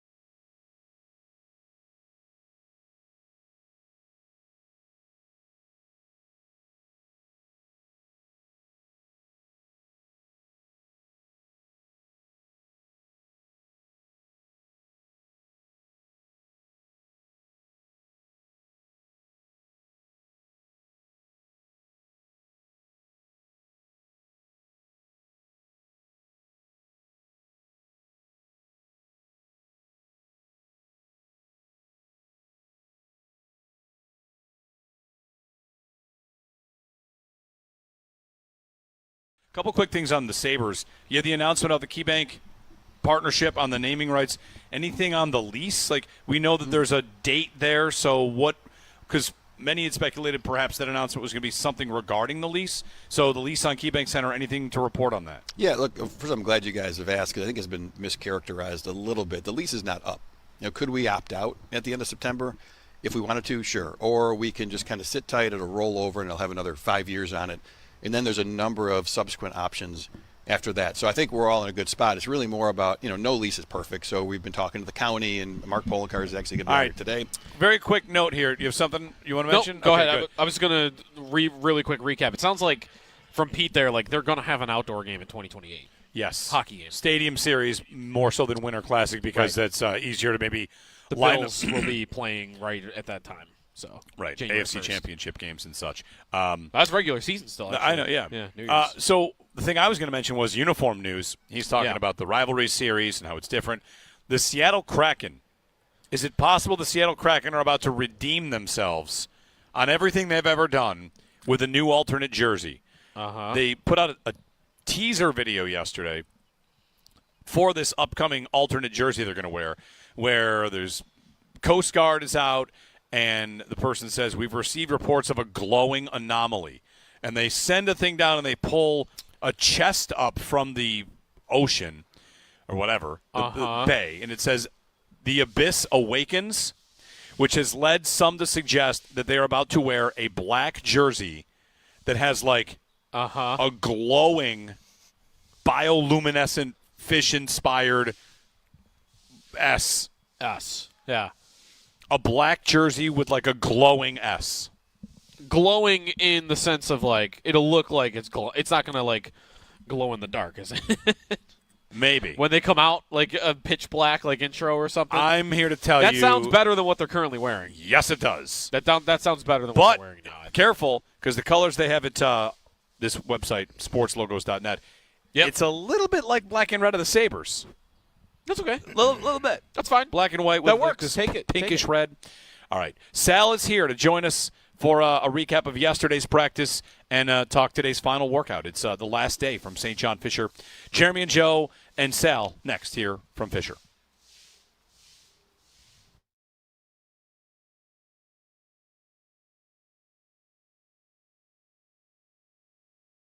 Stadium milestones to come. Stadium's going up. People are getting their tours, grabbing tickets. There's the first bit of steel. There's the last bit of steel. There's the canopy. What are the next potential days that fans might be able to kind of note? I don't know if it's big milestones anymore. It's details. The field's starting to go in. The lockers have arrived. The escalators are going in. And, we've got to get that structure closed so the final pieces over the winter – we don't want to lose any time working, so enclosing the entire structure is going to be a big part of it. So I don't know if it's definitive milestones necessary, but a lot of details. And we walked through it Friday, and it was just incredible to see how far it's come along. The thing that jumps out to me the most is we've got this great training facility right across the street. Everything that's at that training facility is at the stadium. So it's a more seamless experience on game days. When the players show up, they don't have to really come to the training facility. They can go right to the stadium and get to work. The new stadium project, some could see storylines. I think there were a couple, like a month or two ago, that the full completion of it won't be until like December of next year. So when a fan sees that, they might think, wait a minute, I thought, start of the season obviously is in September, but is that going to be the type of stuff that maybe a fan going to games won't even notice? Yeah, punch list stuff. We'll be ready to go. We're planning to get in the keys in July. There's a lot of testing that needs to take place. There's nowhere else to play. Right, unless we're going to All High Stadium to play a game. Like we are playing in that facility in 2026, so it'll be open. I don't think anything more than any normal construction project that anyone's ever seen, so it'll be ready to go. When it comes to the build-out of scheduling, soft opening, warm-up games, blue and red, preseason, are you starting to map out the things that might be your opening few events? Yeah, I think all the above. I want to make sure we get season ticket holders through that building so they can really, they've visualized where their seats are, but to really be in there and be part of that process. And candidly, as many times as possible, one of the bigger challenges we've had now is like so many people want to go through it. Yeah. It's hard. It's a construction project, so you can only execute that so many times at, a certain level. But yeah, we want to get in there. Definitely a soft opening. Definitely a bigger event.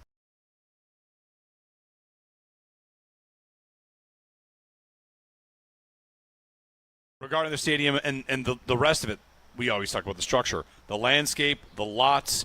I have a buddy that asked me, parking, like when will parking plans, when will that kind of be figured out? Is that already figured out? And like how that's all going to work regarding the stadium and where to park and egress? Are there plans for that to be a little better? Understanding that you're also going to have another stadium coming down, and it's been busy for the last couple of years. I would say for the most part it's figured out. We just haven't really announced anything yet because we've been working through this PSL process and making sure. I think it's going to be better. There's a number of different entry points, the way it's set up, the way that they're going to handle Abbott kind of moving forward. I think we're hopeful because that's the process, right? It's not just about the game. It's when you leave your house and what it takes to get there, and what are your plans for tailgating, and what's it like when you walk into the building, and how is it on exit. So, obviously we've had a lot of experience in the old building and we've seen how that worked. It's been a little challenging because there's been some closures. So it's probably been a little bit worse than it has been when it all opens up. And then even as we move forward, when the old stadium comes down in March of 27, then it should get even a little bit better. But, yeah, we feel like we're in a good place there. We haven't rolled anything out yet, but that's definitely something we've been working on. Any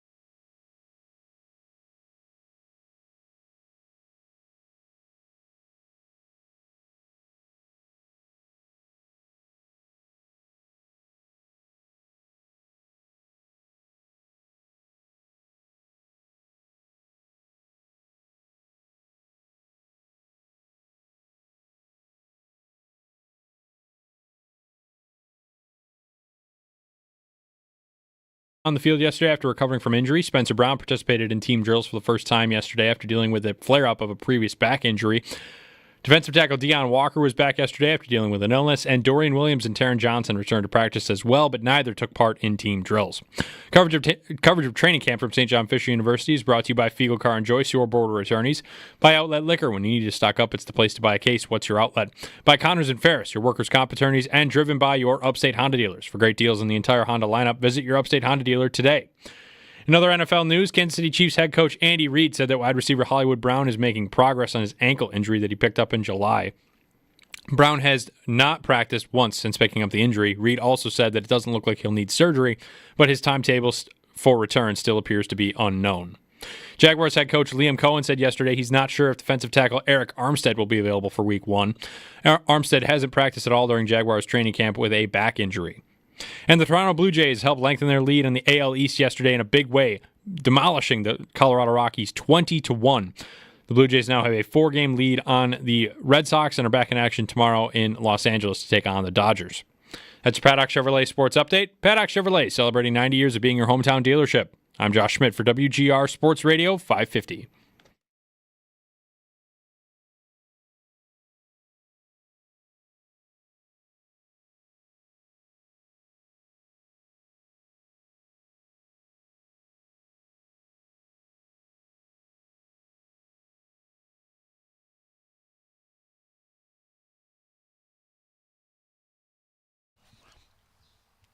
Live from St. John Fisher for one more day this year. Training camp coverage brought to you by Fiegel Car and Joyce, your border attorneys. By Outlet Liquor, when you need to stock up, it's the place to buy a case. What's your outlet? By Connors and Ferris, your workers' comp attorneys. And driven by your Upstate Honda dealers for great deals on the entire Honda lineup. Visit your Upstate Honda dealer today. We're at St. John Fisher University, and it's the last day of training camp. It's the first day of the full preseason slate with 3 games going tonight: Colts and Ravens, Bengals and Eagles, and Raiders and Seahawks. Those all go tonight. The Bills, of course, play on Saturday against the Giants. And Sal, we asked Sean McDermott yesterday, and he did not have he did not want to share with us yet. Said players still have to find out. Perhaps today in the 9 o'clock hour we find out who plays when for the first preseason game. Yeah, possibly. If he hasn't told players yet, obviously he wasn't going to reveal it to the media, so we'll see what happens today. There have been times in the past, I was going through this the other day trying to think, I don't know, I'm doing this long enough to tell you guys that there's been times where we knew. There's been times, like today maybe, let's say a couple days before. There's been times where we didn't know until maybe the next day leading up, just kind of getting out there somehow, maybe, whatever form that is. And then there's things we didn't know until we got to the stadium, to be quite honest with you. It's just, who knows what the plan is. And I think part of it is really with the injuries. I mean, let's think about it this way, too. Let's just take Josh out of the equation. We can talk about him, but what about a guy like Ray Davis? If James Cook is if James Cook is not here and he's holding in, how much do you give Ray Davis, even if the starters are playing? Right? He's the starter, but, what now suddenly you're on your second guy in your depth chart, really, so to speak, who's your starter. Yep. And if they're not playing, then you probably don't play him at all, to be honest with you. They have every offensive lineman except for Spencer Brown, I would think, available for this game, right? Yep. So I think you're okay if you want to play Josh, but you have to think about who's available on the offensive line. Because if you don't have Alec Anderson, you don't have Cedric Van Granger, by the time you take out the first unit, who's getting second unit reps with Mitch Trubisky or with Mike White? I think all those things have to go into play. I'm glad you brought up Ray Davis. We had a little conversation about that earlier. Hadn't thought about it yet, about, not to spend too much time on the Cook thing, but how does it come to a resolution? If all of a sudden the running backs had the injuries that the receivers have had this camp, then it gets tense, right? Oh, yes. Ray Davis is out for a little bit, and now Ty Johnson too. You are deep in that depth chart, and you have a healthy guy that's just waiting to play. So I don't know that that'll ultimately happen, but, whatever. We're here at the end of camp. The other thing I want to ask you about that, Sal, on the Cook conversation, how does practice change for what we see, what you see, from training camp to starting next week? Because the spotlight Cook has here, won't that be lessened once practice goes back to Buffalo to a degree? Yeah, only by the fans. So it's a great question because Hard Knocks continues through the preseason. They're going to be at the preseason game. They're going to be at next week's joint practice in Chicago. They're going to be at next week's game in Chicago at Tampa. Practice does not change, and only in one regard. There are no fans. We get to watch everything still as a media up until the regular season starts. So it doesn't change for us. When I go out to practice next week, let's say Tuesday, Wednesday, whenever they're going to be on the field, there is nothing different other than they're in Orchard Park, and we get to watch in Orchard Park. We get to watch everything, and we can show, okay, there's James Cook on the exercise bike, or he's not here at all. We can see all that. Once you get to the regular season, that's where it changes, where we only get to watch warm-ups. Josh throwing to receivers, offensive linemen doing their thing, and then, okay, guys, back in the media room because we're game planning, and we're going through things, and then we come back out later. So that's when you're guessing. I haven't seen him, but it's been an hour and a half, so he could be here, right? But for the next couple of weeks, you'll know what we see. Now, that said, it also is a little different in Orchard Park because whether it's, I guess, hold-in would be different, but if a guy is injured – sometimes, like, he's at the facility training. We just don't see him because he doesn't come out to the field. What's the purpose? Here, the tents are right there. So they come right out on the field sometimes. So there's all different kind of because of logistics why you might or might not see somebody. Sal, I don't think you could know this unless somebody has asked it or said it, but is Cook's hold-in limited to just on field work? Like, is he just skipping the practice part of it, to not risk injury without the long-term extension? I wonder if he's, like, in meetings and if he's doing everything else other than practicing. Like, how far does a hold-in really go? Because that's new to all of us. That's a really good question. I don't know that. I don't know if we could get that information. I don't know if the team would tell you that. Yeah. Right. I'm not back there, but I wonder the same thing. Like, would he be skipping a meeting in the running backs room? Like, it would be. Here's my guess. This is purely a guess by me. I'm not reporting. I'm just guessing it. I think he's doing all that because then the team, if that were the case, the team could definitely fine him. And he'd be missing things. He'd be, your team can give repercussions for that kind of stuff. Right. That makes sense. But on-field work, there's nothing that says you can fine or anything like that. Gotcha. Sal Capaccio here. We're at St. John Fisher. All right, so yesterday's practice, Spencer Brown back with the team for the first time in team drills. Yeah. He detailed what happened. His flare-up got caused by maybe pushing a little too hard in workouts right up to camp. But he kind of made a point to say it's not like it was 3 years ago. That was a different thing. He got that procedure. He feels fine. And then he's had back flare-ups before, and you guys didn't know about it. So I feel like he was kind of trying to calm everybody down. Yeah, I think so, too. And, it's probably right. When your regular season, let's say it's a flare-up in the regular season, do we know if it would have been bad enough for him to be out there? Or is this, hey, it's training camp. Let's just get you right. We're not going to get you out there, right? We don't know that. We also don't know, exactly the timeline of, when he said it's right before, if it was, like they say, 2 weeks before that, yeah, he's good enough. He can come out here and do some things, right? So they just wanted to be really, really cautious. They wanted to be really careful. There's no doubt. I thought it was also interesting about how he talked about, this is really good insight, how these guys think, probably like any other human being. He was afraid to disappoint people a few years ago, and like, what are my teammates going to think about me? What are my coaches going to think about me? They're going to think like, oh, I don't want to be out there. He's had to have a change because, sure, he's been in the league. He signed a massive contract extension. He's a pillar now on the Buffalo Bills. Like, Spencer Brown's not going to take any young guy going, oh, you're not out there. Yeah, heck with you, right? So that part of his life, I think, has probably also allowed him to say, I don't need to push it. I'll be fine. They'll be fine. I'm going to trust them. I don't got to get out there before I'm ready, and I'm going to make sure that I'm ready before I'm out there. And it was good to see him out there, obviously. Sal, the Bills made a move yesterday, waiving Balin Spector and bringing in another linebacker. If you have followed Spector's career, this might not be that surprising because of all the injuries. But so too, like, one on Spector, and also, like, is the middle linebacker battle behind Bernard over, or do you think Joe Andreessen's got other competition? I think it's over. I mean, to me, this would have to be. It would be a massive upset result if Joe Andreessen isn't the backup middle linebacker, because what are your options beyond him at this point? You could say Shaq Thompson, and I think Shaq Thompson's had a good camp, but he hasn't been healthy now for a week. The thing about Shaq Thompson, though, is he's so versatile. I don't even know if they want to pigeonhole him to say you're the Mike behind anybody, or you're the Will. He's just versatile. He can do a lot of different things. We know that's not Dorian Williams' spot. He might train there once in a while or get to know it. That's not his spot. He's the Will linebacker. And honestly, guys, I have not seen enough of Eddie Ulofoshio to think that he might not make this team, right? There's just the numbers there, and I'm thinking, I don't know if Eddie's going to be a guy that you could even have on the 53. Maybe that's perfect practice squad guy if he can clear waivers at this point after a couple of years now. I think second year in the league. So, yeah, I think it's Joe Andreessen's spot. I mean, look, we've all talked about it. We've come on here. I've said it for months that even if it was close, you probably keep Joe because you don't know if Balin will continue to stay healthy. And that, I think, at the end of the day, Balin Spector didn't stay healthy. He hasn't. I did the math. Out of 50 possible regular season games, he's played 26. Wow. And now some of that was healthy scratch rookie year. Okay. Yep. But he's been on IR 3 times over the last 2 seasons, and then he got hurt again in training camp. It's just an issue with him. He can't stay on the field, and for whatever reason. So what's going to happen with Balin Spector is today we'll find out if he clears waivers. Any team can claim him. He hasn't been in the league 4 years. So right now, any team can put a claim. We can find out he's on some other team today. The Miami Dolphins claim him. The Patriots claim him. Whatever. If nobody claims him, he reverts back to the Bills, actually. The Bills then can say they're either going to put him on injured reserve, and then he's done for the season, and then at some point they might give an injury settlement, so then you can actually bring him back later at some point.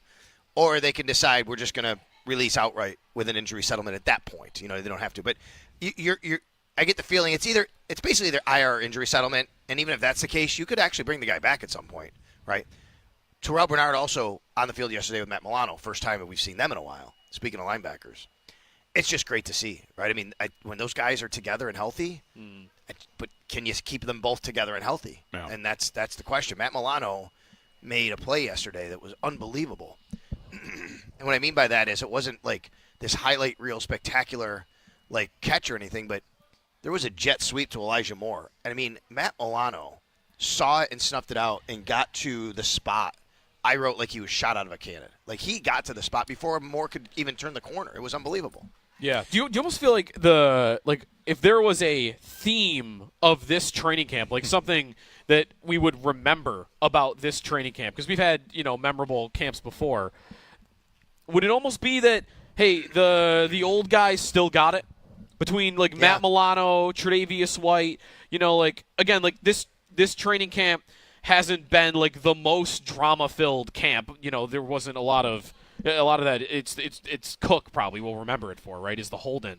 But other than that, it's these two guys who have been here a really long time. There was a question about what they have left, and it feels like with Milano for sure and with Trey White that all reviews have been these guys still got it. Yeah, and I think if you want to go even further, you could put their other draft classmate Deion Dawkins in that.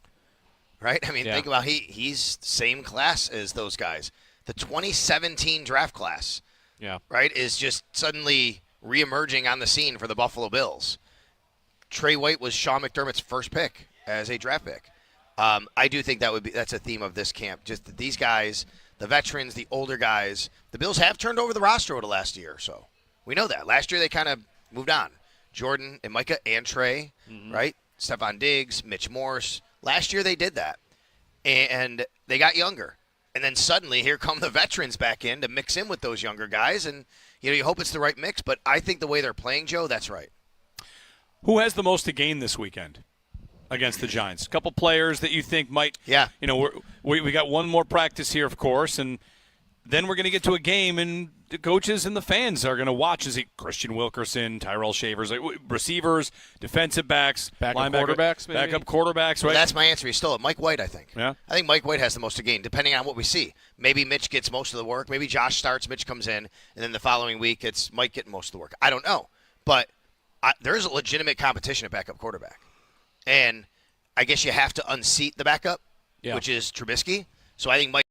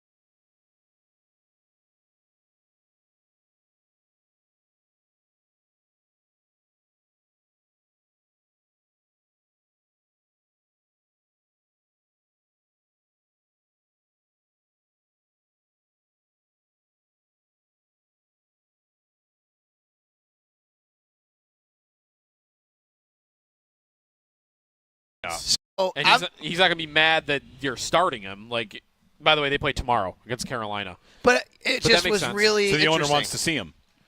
The owner wants to see him, and maybe the coach is Maybe like, the coach didn't want him, and he's like, I'm going to put him out there when he's not ready. I'm I going don't to know. show the owner what But this guy even is. if it's not on purpose, sabotage. I don't know if that. Don't No, think but I that's know- his word. yeah. Even if it's not on purpose, it is something that you have to be mindful of. Which is, Yeah. well, if I'm going to start the guy in preseason, I know we're not game planning, but how much work has he had with any of the concepts reps wise? Right. One quick thing, I don't know if you have a thought on this. Smelling salts and that story of the last 24, 48 Yeah. hours. So let me get this straight. I want to make sure I have this. Players can still use them. You just can't be provided by the team. Correct. Correct. They have to bring them Okay. themselves. Yeah. I have to be honest with you guys. Like, I have seen players doing smelling salts on the sidelines for many years, and I've never thought about it that much. Yeah. So when people start talking about it, I get it because you don't see it, and you're like, "Oh wait, they use smelling salts." Yeah. Do you remember when? I think it was actually Ben Volin, who we all like. We actually play golf with. Like Ben Volin wrote something last year about how, I mean, he basically maybe it was in Houston. Like he kind of wrote that Josh wasn't checked enough for concussion. He just did smelling salts and went out there. And I'm like, dude, like these guys do smelling salts all the time, though. Yeah, it was Houston last year when he Yeah. got knocked hard. Yeah. Went into the tent and then came out quickly because the Bills turned the ball over. Was that it? That's I think, Something what like happened. that. That sounds right. And like he kind of used smelling salts as all they did was give him smelling salts. I'm like, like that's kind of a thing that you do though. Everybody uses it. I don't know how often Josh does it, but Baker Mayfield, I think I saw said yesterday, he does one before every drive. So There's these little smelling salts bottles, right? You ever seen these little tiny things? like the little packets. Yeah, actually, what they're I- little tiny bottles. yeah. I see. Like they look like little tubes, Okay. and like sometimes I'll just see them laying on the sidelines, like in between drives or games and during the game, and Yeah. because the guy does it right before he goes out. Listen, though, if you've played hockey before ever, especially, you Yeah. know that there are a couple guys, if not a lot of guys, that like they will fight you if you take away their. I mean, that is basically what Yes. George Kittle went onto a set Yes. at NFL Network to gripe about this because.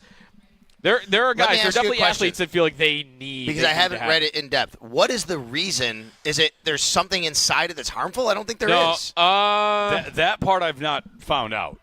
I don't know that it's great for you, but I mean, obviously what is happening is it's like it is waking you up. Yeah. Like it is getting you. But like jacked what up. I have to read more about why they're saying, like, well, we don't want them giving. Now, Okay. I'm sure there is some trainers consequence, can't give a but- lot of things. By the way, That's what I was going to say. It's probably this is their CYA. Like, hey, you want to use them? That's you. yeah, They didn't come from us. I got it. And a quick search of this is it's about the risks involved to boost alertness, but also whether or not they're even effective. So the NFL actually, Mark Baskey had this. They never banned it and then went back. They just said we aren't providing them. Okay. It was Yeah. it was always that. It was just kind of reported in a way that it looked like they banned them and then Well, walked it back. Kittle made it sound like they banned him. Right, and they did not. I think that's what Right. happened. So maybe that's the problem. Kittle made Maybe it sound he just like they banned him. got information that said we're not. Hey, we Right. can't give this to you anymore. That might what do have you been all mean? that He happened. thought it was banned, but yeah, it's actually been going on for a long, long time. So We're going to bring in senior goaltending correspondent Owen Parker wow. Yeah, he'll to know. talk to us about smelling salts because he just sent us a text about smelling salts. All right. Yeah, I you would that- have never made it to the illustrious heights of the North American Hockey League without my smelling salts. Wow. And they Yeah. are definitely not good to be doing the amount that these guys do them. They definitely they fry a few brain cells when you inhale them as much as us athletes were doing. What's like the percentage of the use by the team? Because like even like just like me playing like beer league, it's half the guys. Really? Yeah. Oh yeah. I would half say the guys man. are doing it. as I got those guys just want to pretend they're in the NHL. yeah, Sure, that's a big right. That's thing. probably- But I know when I was playing, I would say 75% of my teammates in the All North right. American League were banging smelling salts in between shifts, like on the bench. Wow. What? It's In between very, very shifts? common. That Oh, yeah. often? I would do it every time there's a commercial break for our games. We get one a period. It was halfway through the period. I would go to the bench and I would hammer smelling salts. How did you get them? Were they provided for you by trainers? No.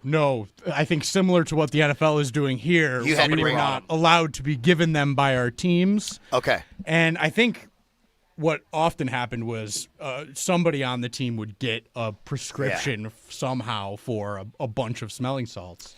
and then Do they you would need a just prescription? provide That's them a for the great team. question. I'm guessing now you need a prescription. I I think didn't- for the top, like for the real sort of juicy ones, Oh. you need a Because medical. come to think of it, I don't think I've ever walked to my local drugstore and just seen smelling salts sitting. See, I've always assumed you right could. there.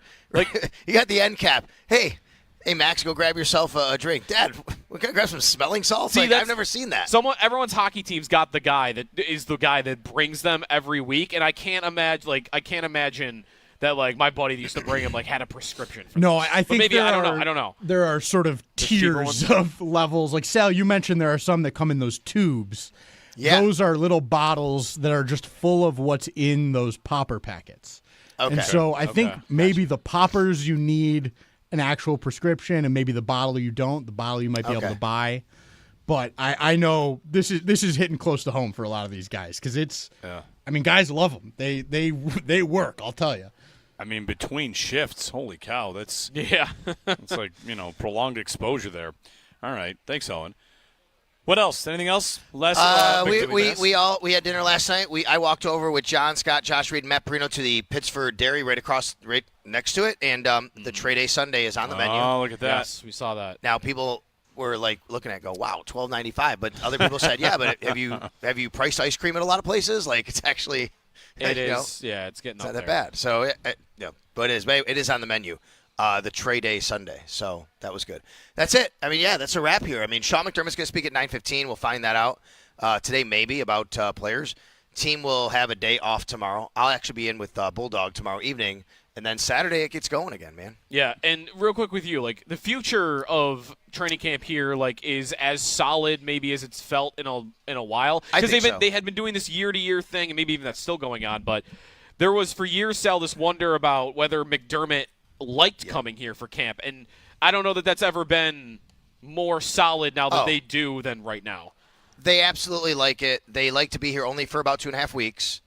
But the other thing is, where are you going to go? And they're not going to be – you just had Pete on. For all the things Pete was talking about next year, what's happening, could you imagine trying to do a training camp No. in that space? Definitely No way. I can't imagine it. That'd be amazing if they did. I would think it would be here next year, but who knows? Maybe they're somewhere else because I think that they have to kind of renew it, every year. But this is the perfect venue. All right. Sal Capaccio, he'll be covering practice today, the final practice from St. John Fisher. And we will do our best to carry Sean McDermott today at 9:15. Maybe some announcements on what's going to happen in Saturday's preseason game against the Giants.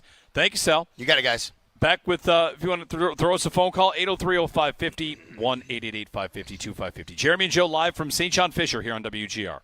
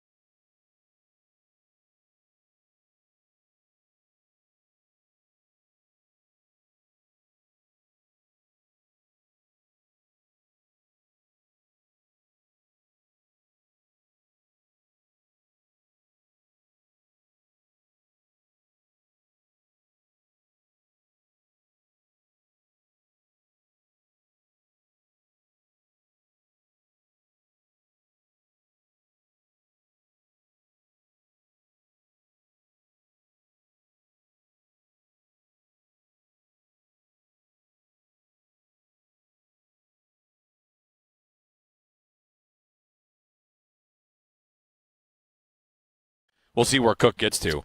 I don't know if I don't know if I'm surprised. I can't decide if I'm surprised yet.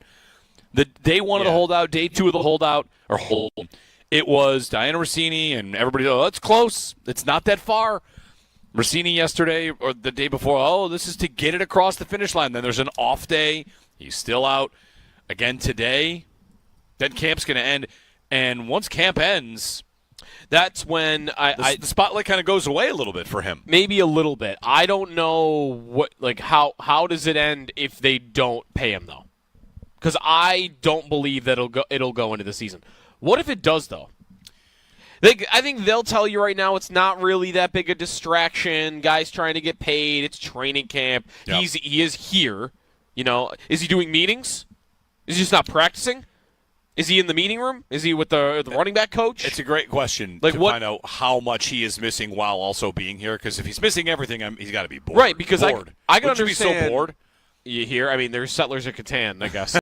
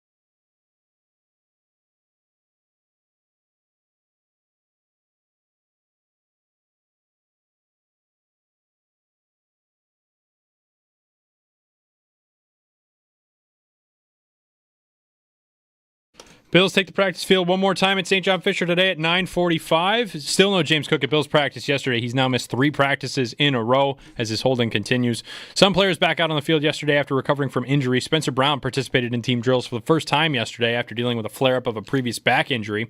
Defensive tackle Deion Walker was back at practice yesterday as well after dealing with an illness. Dorian Williams and Taron Johnson returned to practice as well, but neither of them took part in team drills. Coverage of training camp at St. John Fisher University is brought to you by Fiegel Car and Joyce, your border attorneys. By Outlet Liquor, when you need to stock up, it's the place to buy a case. What's your outlet? By Connors and Ferris, your workers' comp attorneys, and driven by your Upstate Honda dealers.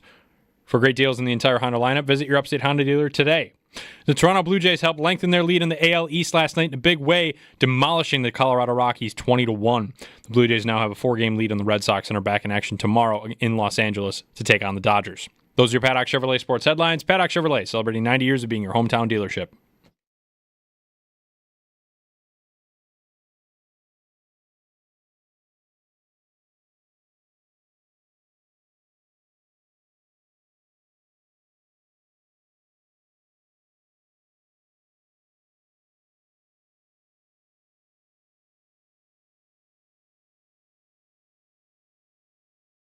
No, I think in 2017, that team was defined by people don't believe in us, taking a group of players that were maybe cast-offs from other teams or maybe written off. They were Bills players but written off, and I think that team, I think anytime you have that, you can go on and do more than people expect. And going back to last year, that was a team that people did not expect us to win the division or go and win 13 or so games, be in the AFC Championship game.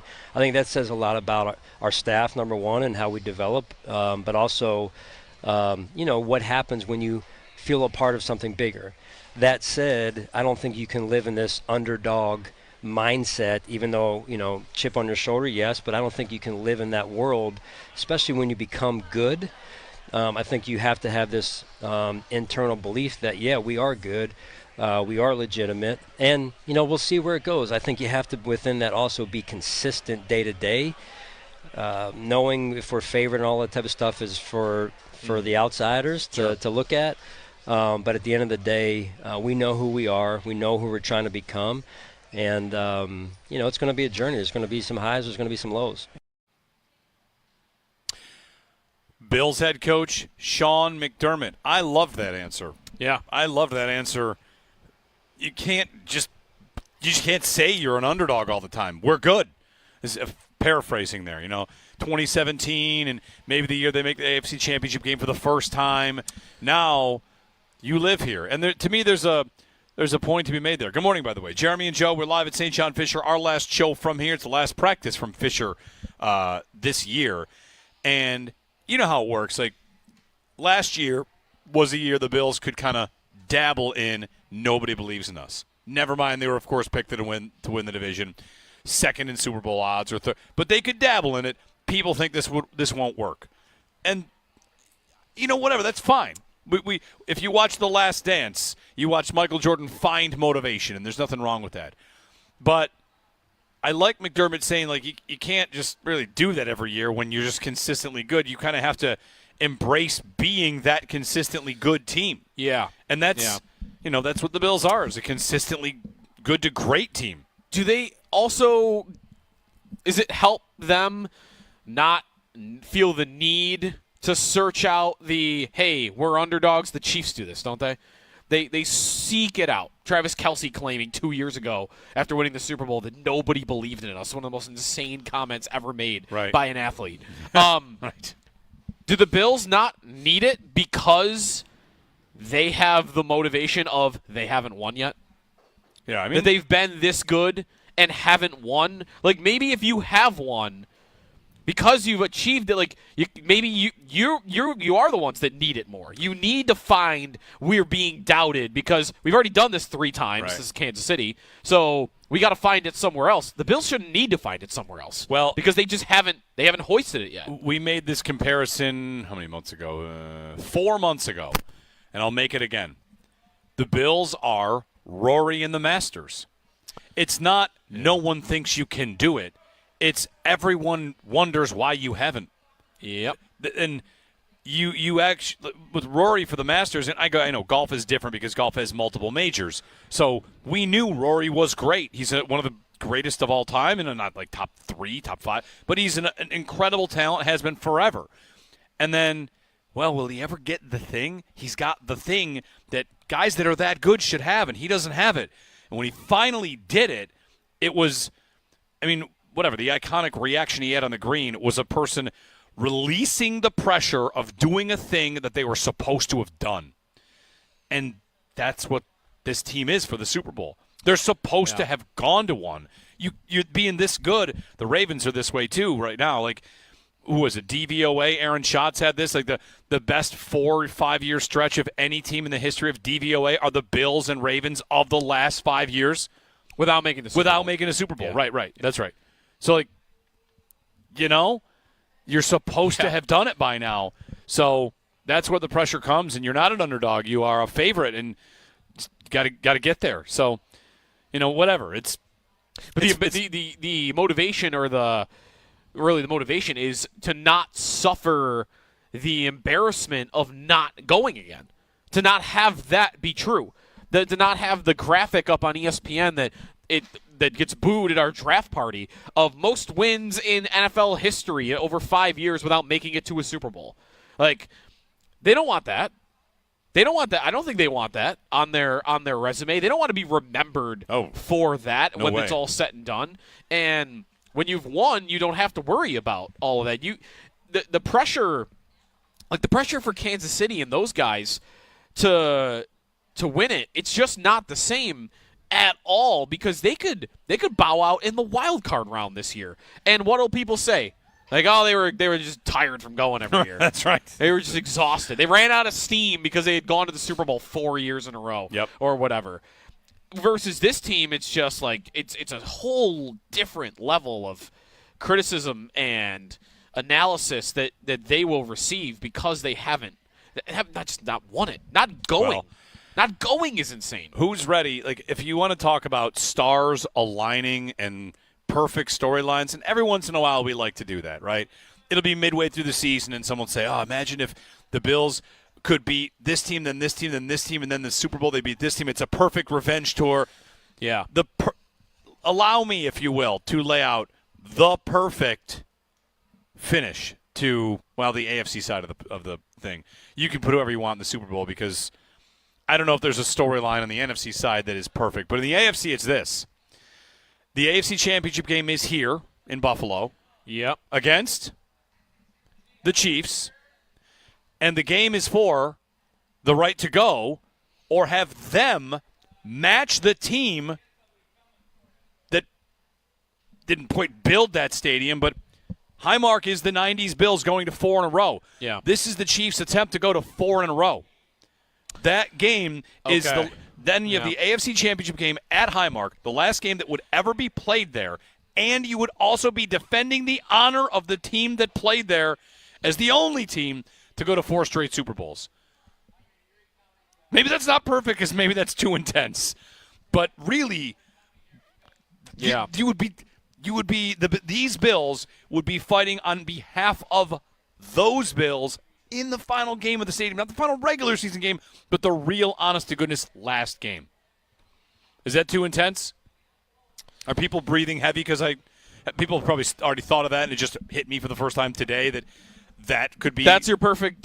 Well, I mean, like in terms of storylines, no, perfect is the Bills win by 78 points and they beat the Dolphins in the AFC Championship game because I don't know. But man, like when you start to piece together what it might look like or put yourself in your seat that day, you're carried right back to it. Where these seasons, September through December, are about have fun, stay healthy, handle business, have fun. And then in January, it's like, well, it all comes down to this. And I don't know. I mean, you said like the Chiefs are tired from going all the time. Are the Bills tired of the same thing too? Like that's what David Montgomery said. We're tired of being close. They've done it for 2 years. Yeah. The Lions. I mean, This is not why I think this, but I don't. I think it's. I don't think the Chiefs are getting to 4 in a row. Let's say that. I don't think the Chiefs are getting to 4 in a row. I don't either. I think that'd be great. That AFC Championship play out. I don't know that I've ever been as confident in 2 teams going this far and not hitting a road a stumble along the way. Like it is going to be the Bills and the Ravens. I've never been more confident of like a matchup that deep. Like it is going to be the Bills and the Ravens. Yeah. That someone's going to knock out. One of the two is going to knock out Kansas City. I don't even know which one, but I just think these 2 teams are so ready to do it. All this talk is included in that too, I guess. The motivation of not having done it yet. I don't know. The division in the AFC West, I think, is going to be really good compared to past years. I've said this that This is why I think the 1 seed is so important. I don't think the Bills might have to play Kansas City this year. If they get the 1 seed.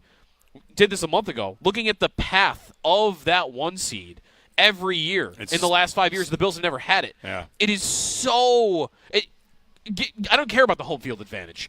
Give me the path of 1 less game and not having to play both Kansas City and Baltimore. The advantage of not just getting that first win automatically, but getting to play the AFC South in round 2. Yeah. Which has been like the case for 3 straight years or 3 of the last 4 years, whatever it is. I think you might not have to do it. It'd be great. It'd be a storyline. I think if you were to design in a lab the perfect finish to the stadium, you're probably beating both of them somehow, some way. But you're beating Kansas City at home to go to the Super Bowl. That's the fairy tale. But I don't think they're getting there. I think they're playing Baltimore. 803-0550. We'll carry Sean McDermott live as he gives his final press conference from training camp. Jeremy and Joe, pick of the week coming up here on WGR.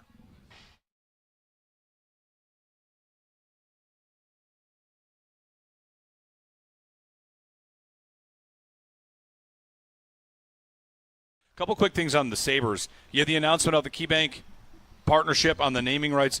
Anything on the lease? Like, we know that there's a date there, so what – because many had speculated perhaps that announcement was going to be something regarding the lease. So the lease on KeyBank Center, anything to report on that? Yeah, look, first I'm glad you guys have asked because I think it's been mischaracterized a little bit. The lease is not up. Could we opt out at the end of September? If we wanted to, sure. Or we can just kind of sit tight, it'll roll over, and it'll have another 5 years on it. And then there's a number of subsequent options after that. So I think we're all in a good spot. It's really more about, no lease is perfect. So we've been talking to the county, and Mark Poloncarz is actually going to be out here today.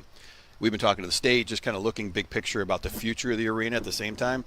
But I would anticipate it just rolling over and then continuing to sit down and talk about, okay, we've got a 30-year-old building. I believe it's the oldest NHL building that has not gone through a major renovation yet. Let's just talk about where we're going in the future, and then as the lease kind of continues to roll over, let's get into more detail about what the future could look like. Major renovations, are they possible? How do hockey rinks do that? It's all inside, right? You're not talking new building in that scenario. You're talking about projects. We know new roof, new Jumbotron. These are improvements that have happened. What's next? The seats, the bowl? I mean, what exactly could you do, and what might you explore? Yeah, I mean, you guys know what we did last year. We've got a couple of things we're going to be announcing here in the next 2 weeks that we're working on right now that'll be ready for the season as well. So we wanted to do something every year. But yeah, looking at it big picture, how do you phase something like this in? So we've engaged with Populous. They worked with us on the new stadium as well. We've been talking to them about what's the future of this building look like, what are the areas that we should impact. We get a lot of feedback from our season ticket holders on what they want. Seats are obviously on the radar. There's some things that make sense to do now, and there's some things that might make more sense as part of a bigger, broader renovation. So you've got to balance those things. But I've had a year under the hood to look at it. I still love the building. It needs work. There's no question about it. It's a great hockey barn. The one thing that's obvious is how important it is to Buffalo. We had 1.3 million people in that building last year. I don't know what number 2 is for drawing people to Buffalo, but it can't be anywhere close. That can be a catalyst for growth in the city if it's done right. So whatever we do, we want it to have a broader impact on the waterfront, on the canal side, on everything else that we're doing there. So when people come there, there's something to do. We had those Bandits playoff games, and they were rolling. I go down there, I'm like, where are these people going? What are they doing when they come to Buffalo? So let's create a strategy that I think is a little bit more overarching than what has been there in the past.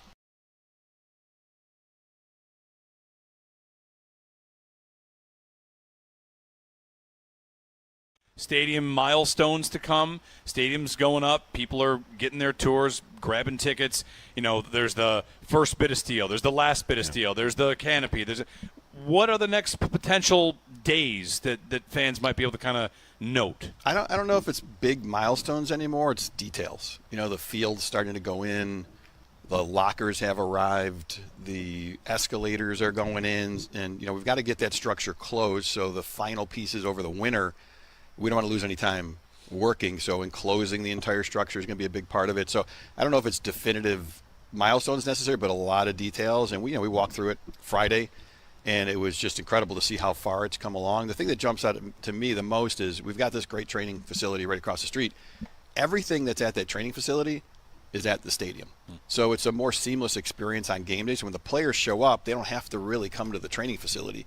They can go right to the stadium and get to work.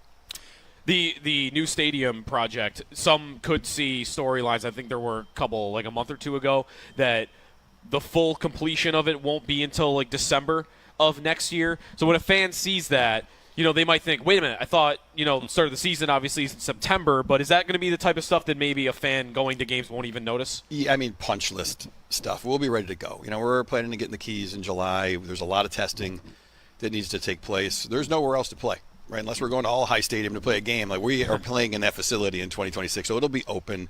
I don't think anything more than any normal construction project that anyone's ever seen, so it'll be ready to go. When it comes to the build out of scheduling, soft opening, warm-up games, blue and red, preseason, are you starting to map out the things that might be your opening few events? Yeah, I think all the above. I want to make sure we get season ticket holders through that building so they can really, they've visualized where their seats are, but to really be in there and be part of that process. And candidly, as many times as possible. One of the bigger challenges we've had now is so many people want to go through it. Yeah. It's hard. It's a construction project, so you can only execute that so many times that a certain level. But yeah, we want to get in there. Definitely a soft opening. Definitely a bigger event.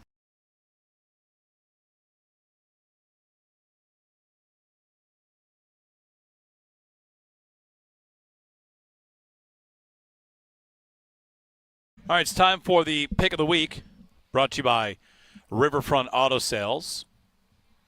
Pick of the week from Riverfront is a 1994 Chevy Corvette two-door black-on-black convertible, sleek, powerful, and built for summer cruising. This Corvette delivers timeless performance and style. Stop by Riverfront Auto Sales. Make it yours before it's gone. 1379 Niagara Street. Online at riverfrontautosales.com. Call 886-1626 for that black-on-black convertible Corvette. Pick of the week. Do we want to do the FedEx, the first round of that, the St. Jude? I mean, how it's about underway. The F1 movie for pick of the week? Yeah. How about Brad Pitt? How about Joe Burrow playing football tonight? Nah. Do you want to know a name that Ian Hardis just tweeted about? He's a training camp darling. He was last year too, and he might be awesome, but we've never been able to find out, and that's A.D. Mitchell. A.D. Mitchell, yes. Wide receiver of the Colts, he plays tonight. Maybe he and Anthony Richardson can get something going or whatever. I'm just on A.D. Mitchell because... What was the A.D. Mitchell? A.D. Mitchell got open all the time last year, and nobody could hit him with a pass? Correct. That was his season. He was open all the time, and nobody could hit him with a pass. He was the one that was the 10th receiver from that draft class, and he wears number 10, or he was the 11th, and he wears 10 because there's 10 guys taken in front of him. Yeah. Anyway. I think pick of the week should be whatever quarter Jameis Winston plays against the Bills on Saturday. Ooh. Electric. Oh, yeah. Winston against the Bills backups is going to be wild. Tons of big passes, probably interceptions. Yep. He wears number 19, I saw for the Giants now. How do you feel about Winston wearing number 19? It's a bad quarterback number, right? 19 is Joe Montana with the Chiefs. Yes, that's right. Okay. Man, I thought I was not going to be able to remember a guy that wore 19, but that's a good one. And 19 is... It's a punter number, isn't it? No, it's a receiver number, really. Who else wore number 19? That played quarterback? Yeah. I don't know. It's receivers for me. It's Mike Williams. Johnny Unitas wore 19. Oh, okay. All right. And now Jameis. That's right. Their quarterback room, I'm interested to see what they do. All four. Russell Wilson, Jackson Dart, Jameis Winston, Tommy DeVito. Those are the four quarterbacks you get on Saturday. Pretty good, right? Yeah. If you're going to a preseason game, what do you want from the other team? You want quarterbacks you've heard of. You got four of them. The one thing the Giants maybe Tommy DeVito's agent will be there. One thing the Giants do have, and I wonder how much this goes into preseason. Again, we might hear from Sean McDermott about the plan on who plays and how much each player is going to play, how much Josh is going to play. Joe, the Giants don't have a lot, but they might have a really good pass rush. Yeah. They might have a really good pass rush. Yeah. Brian Burns, Kayvon Thibodeau, Abdul Carter. You just menacing. Yeah. It's the line that isn't it the line Brandon Beane has dreamed of his entire it is super talented. Yeah, so and assuming Carter is great, which everybody expects him to be like, and if I could Hall of Fame level talent. And if I could borrow something from Hard Knocks, sometimes we kind of speculate on how they feel about it. How about Bobby Babich in a defensive meeting flat out saying to his players, don't touch 17, that guy's our ticket. They say that amongst themselves, don't touch the guy. Now, we're playing against the Giants who have a bunch of freaks that could get after him. Yeah, maybe you don't play him. Maybe you don't play him. Let's make sure we're keeping things really careful. I mean, they shouldn't play him no matter what, but especially. Yeah. We'll maybe get the answer to this. Bernie Kosar, number 19. Thanks, Paul. That was another one I was thinking of. Paul Hamilton. Bernie Kosar. All these are, though, the 90s and before. Who's done it recently? Nobody. Somebody did. I'll find it. Scott Mitchell. That's nope. Yeah, he's not modern. It's all quarterbacks that wore 19 before wide receivers were wearing 19. I think is the answer. 803-0550. Jeremy and Joe on WGR.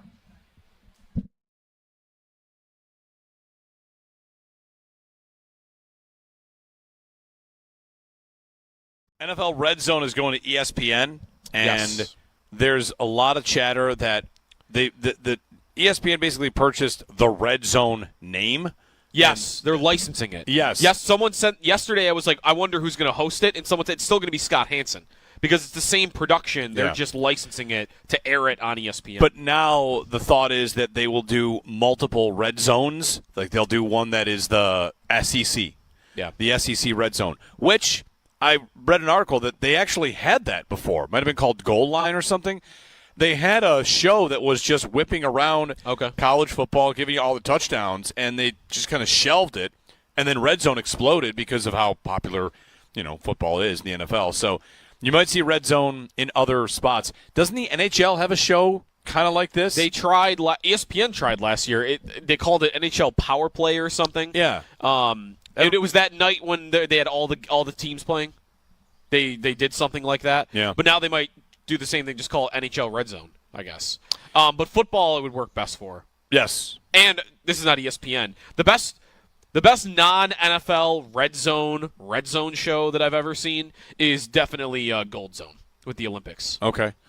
Olympics is great. Soccer usually, right? There's Galazzo with the Champions League is good too. Mm-hmm. But I think college football. I guess it did exist, you're saying, and I don't remember it. But if I could include that in one sport that doesn't have it right now, I think college football would definitely be my pick. The NHL, there's not enough games every night. And what do you do? Well, and how do you decide when to go to a game? Do you go like when they're on the power play? Is that what you? That's what makes football Sean McDermott, who's so speaking good right now here at St.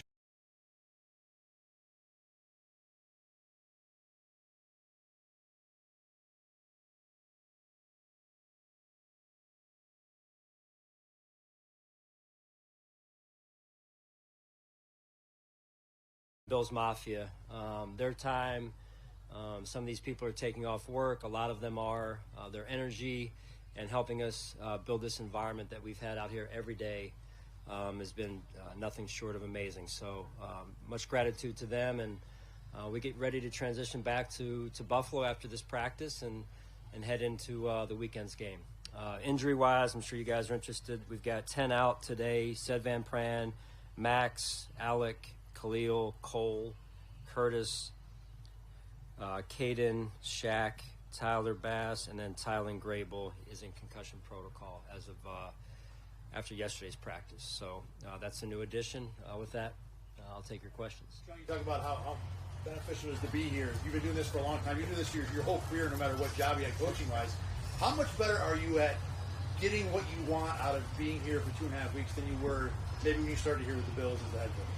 Well, I think anything you benefit from experience, and this is no different. You know how we operate here, what we want to do, and from a vision standpoint, in terms of what we want to get accomplished here. I think all of that helps, and certainly the staff and the work that they've done, the work that they've put in. They've worked extremely hard also.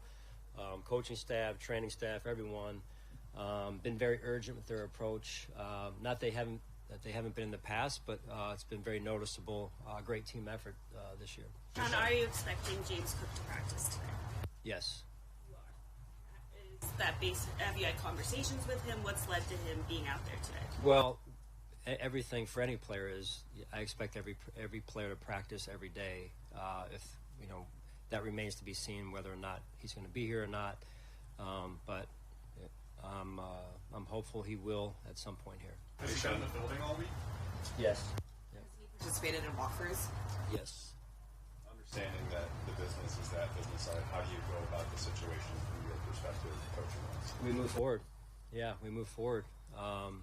It's an opportunity for somebody else to step up, show us what they've got, and the team moves forward. That's the nature of the business. It's you get these reminders from time to time that it is a business, and but at the same time we've got to move forward as a football team, and that's on an individual basis and a team basis. So we care for Jimbo, we care for him and his family, and we look forward to having him back. We'll see if that happens today.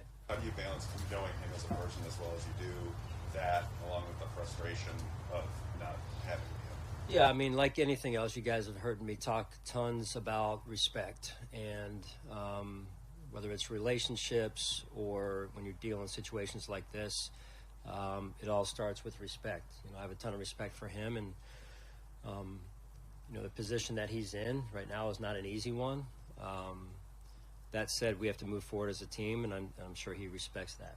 What is your plan for Saturday as far as starters go, and particularly Josh? Yeah, Josh will not play this week.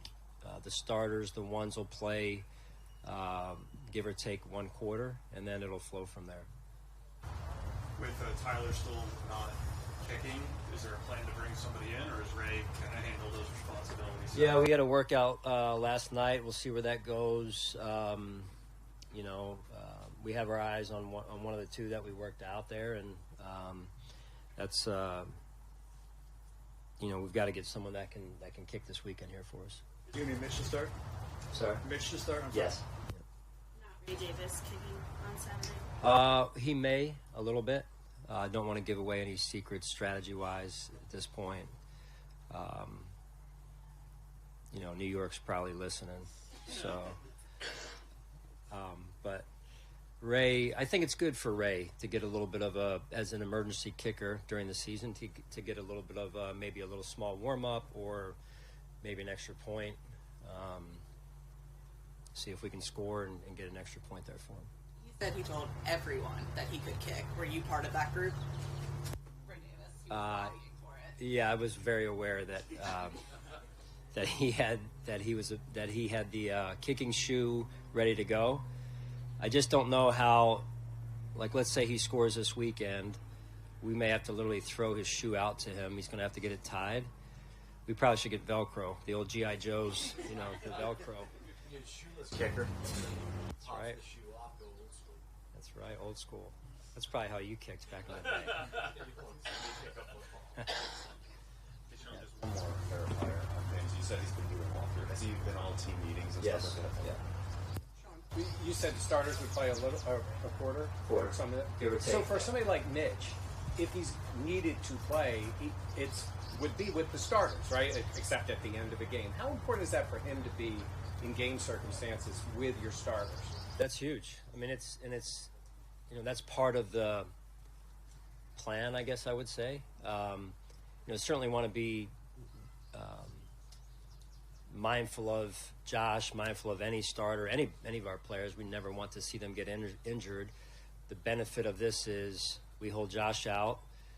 We keep him in a good spot. He's been playing extremely well in camp. You guys have been out here, and then we get a chance to look at Mitch and some of the other quarterbacks and real game live action with the ones in this case for Mitch. A little too soon.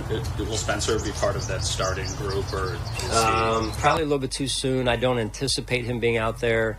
We'll have a number of guys that are on our injury list that do some warm up and then they're in pads, but they don't play. So one of the names you mentioned is still sidelined today is Cole, and obviously last summer a lot of the same with him not being available. How do you get a player like that, who there are expectations for this season, ready when he has been unavailable these last couple of weeks? Yeah, I mean, we do everything we can to fill the gaps, right? Walkthroughs, extra walkthroughs, making sure that he's ready to go. And the other guy that's not on this list actually is Taylor Rapp will not practice. He'll be out, give or take a week at this point, so dealing with a knee. So you brought that to mind when you asked about Cole. The hard part here is we feel like Cole's starting to come back, and it sounds like Taylor's going to be out for I think roughly a week, give or take, and so that, as you've heard me say before, like Micah and Jordan, they're glue. They're, hey, I saw it this way. Yep, I saw it that way as well. Kind of that invisible language, I guess, right? And that connectivity is not there yet. And we're losing time here with those two in particular. That said, DeMar has been playing extremely well, so we'll see where that goes. Is that the same knee for Taylor that he missed time with a week ago? Yes. What's the, timetable or prognosis for Curtis Samuel to get back on the field? I feel like he's moving in the right direction. He ran a little bit yesterday, so we just, it sounds like he's feeling most comfortable moving straight ahead. The cutting piece and whatnot is still a work in progress. So, I don't know for sure. I don't have a date in mind, but hopeful because he is making some progress here. This is the second straight summer that he's dealt with something that has kind of knocked him out of camp. So how do you move forward? Assuming he's going to be a part of the rotation there for you, how do you move forward with him trying to get him? Yeah, like I said before, you close the gap every way that you can with walkthroughs, extra mental tests and whatnot. The fact remains, though, it's an opportunity for somebody else. With all these guys that are injured on this list, or other guys that are limited, it's we don't want to see that. We don't want that for them.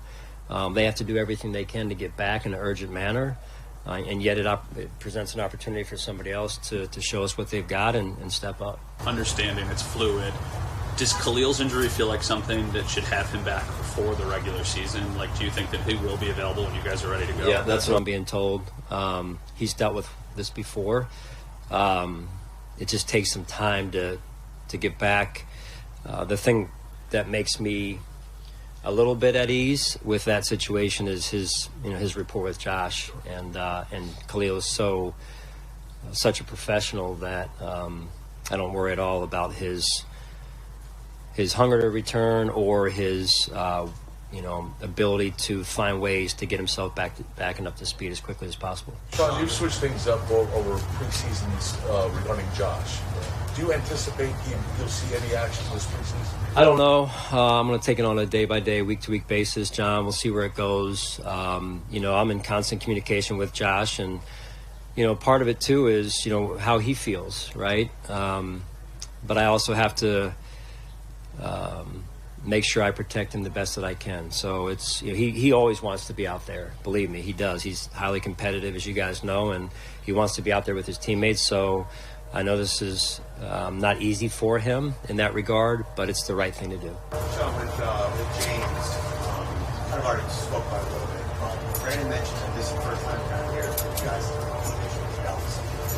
From a head coaching perspective, how have you coached James and the team as you're Yeah, as far as my relationship with James, we've had good communication, which I appreciate. The line between a coach and a player, to me, is a little bit different than what goes on on the other end of things, right? Just with business, right? So to me, it's important that we stay seeing eye to eye in terms of our relationship and our communication and our ability to communicate.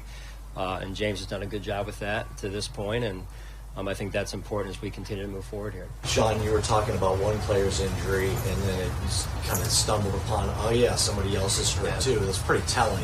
Do you feel like this training camp, there's been even more injuries than maybe in the past?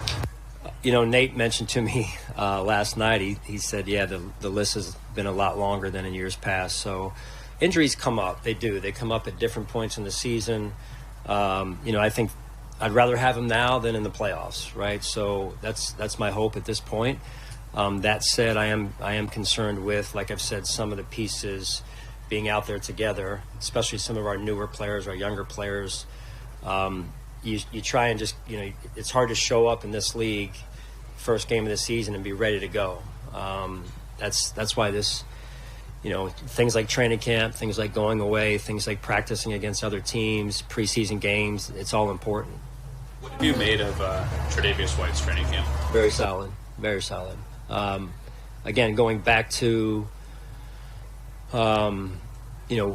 the way he finished the season even, I think he's playing, he looks healthier even now than he did back then when he played against us. And every day he's out here working. You know him. He works extremely hard. He's a pro.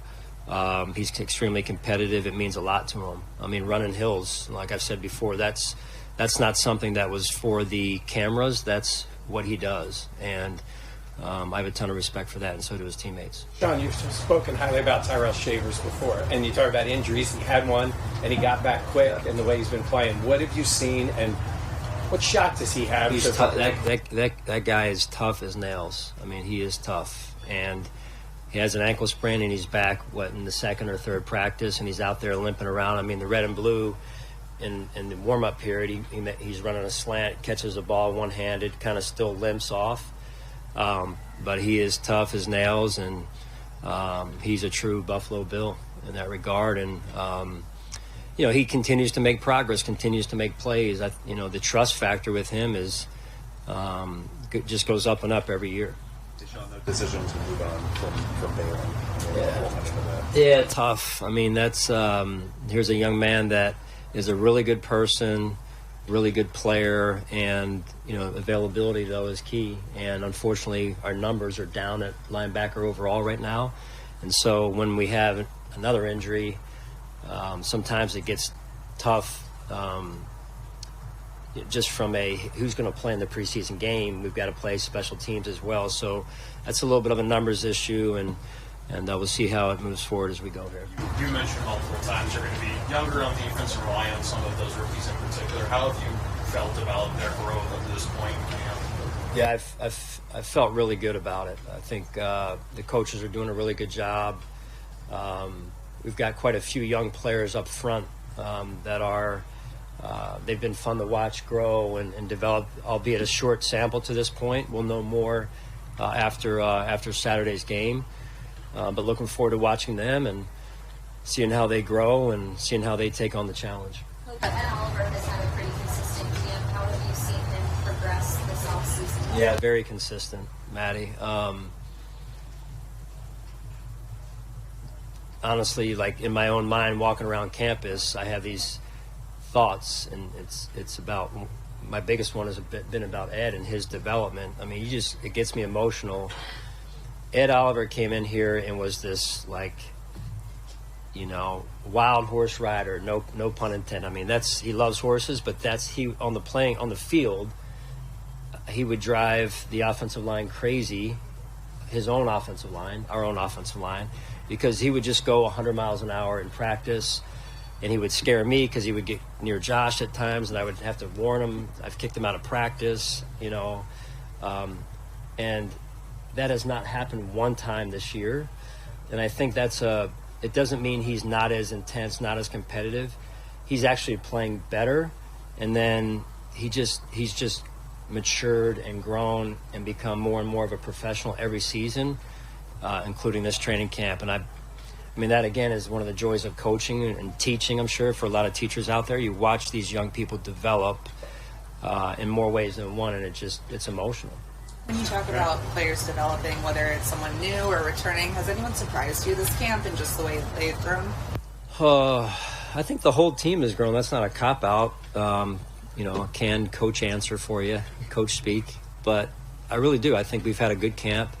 I didn't think we were where we needed to be at the red and blue a week ago, and these guys have focused in and made some huge progress this past week, these last 3-4 practices. So I very much appreciate that, their focus, the leadership, the intensity. Even yesterday, coming off a day off, those are usually days that are hard to get them jump started, and they come out ready to play. Mitch starting the preseason game, is there anything you've liked about his camp specifically? Yeah, I mean, the thing I love about Mitch is he's mobile. He's played varsity snaps. I have a lot of trust in Mitch, a lot of belief in him, and he's faced a ton of adversity already in his career and his journey, and he remains steadfast in his belief in himself, and he should. He's got good skill, and the players respect and trust him. Good. Thank you, guys. Appreciate it. All right, Bills head coach Sean McDermott on the last day here of camp. We'll get a quick break in. When we get back, we've got to dig through a little bit of what he said about James Cook. And sorry, but we're bringing back yesterday's tape and today's tape and trying to figure out if we can get anything from it that he won't tell us yet. So that's coming up. Don't go anywhere, because this is there's a conflict, right? A little bit of a conflict of the way he handled the same question on 2 different days. That's next.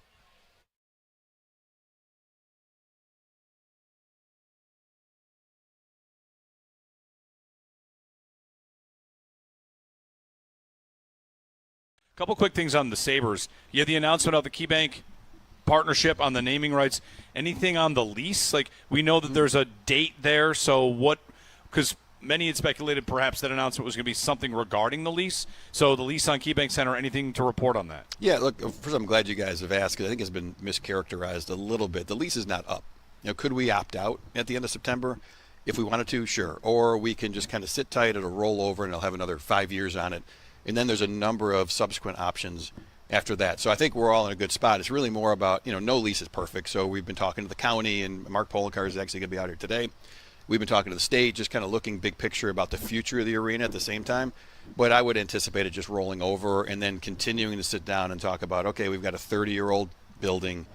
I believe it's the oldest NHL building that has not gone through a major renovation yet. Let's just talk about where we're going in the future, and then as the lease kind of continues to roll over, let's get into more detail about what the future could look like. Major renovations, are they possible? How do hockey rinks do that? It's all inside, right? You're not talking new building in that scenario. You're talking about projects. We know new roof, new Jumbotron. These are improvements that have happened. What's next? The seats, the bowl? I mean, what exactly could you do, and what might you explore? Yeah, I mean, you guys know what we did last year. We've got a couple of things we're going to be announcing here in the next 2 weeks that we're working on right now that'll be ready for the season as well. So we wanted to do something every year.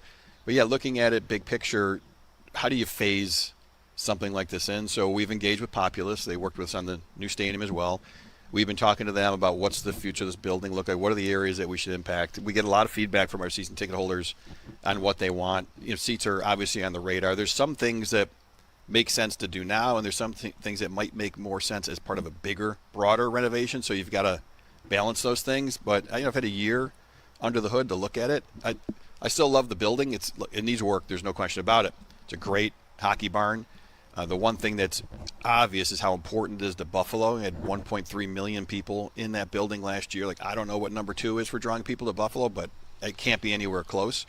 That can be a catalyst for growth in the city if it's done right. So whatever we do, we want it to have a broader impact on the waterfront, on the canal side, on everything else that we're doing there. So when people come there, there's something to do. We had those Bandits playoff games, and they were rolling. I go down there, I'm like, where are these people going? What are they doing when they come to Buffalo? So let's create a strategy that I think is a little bit more overarching than what has been there in the past.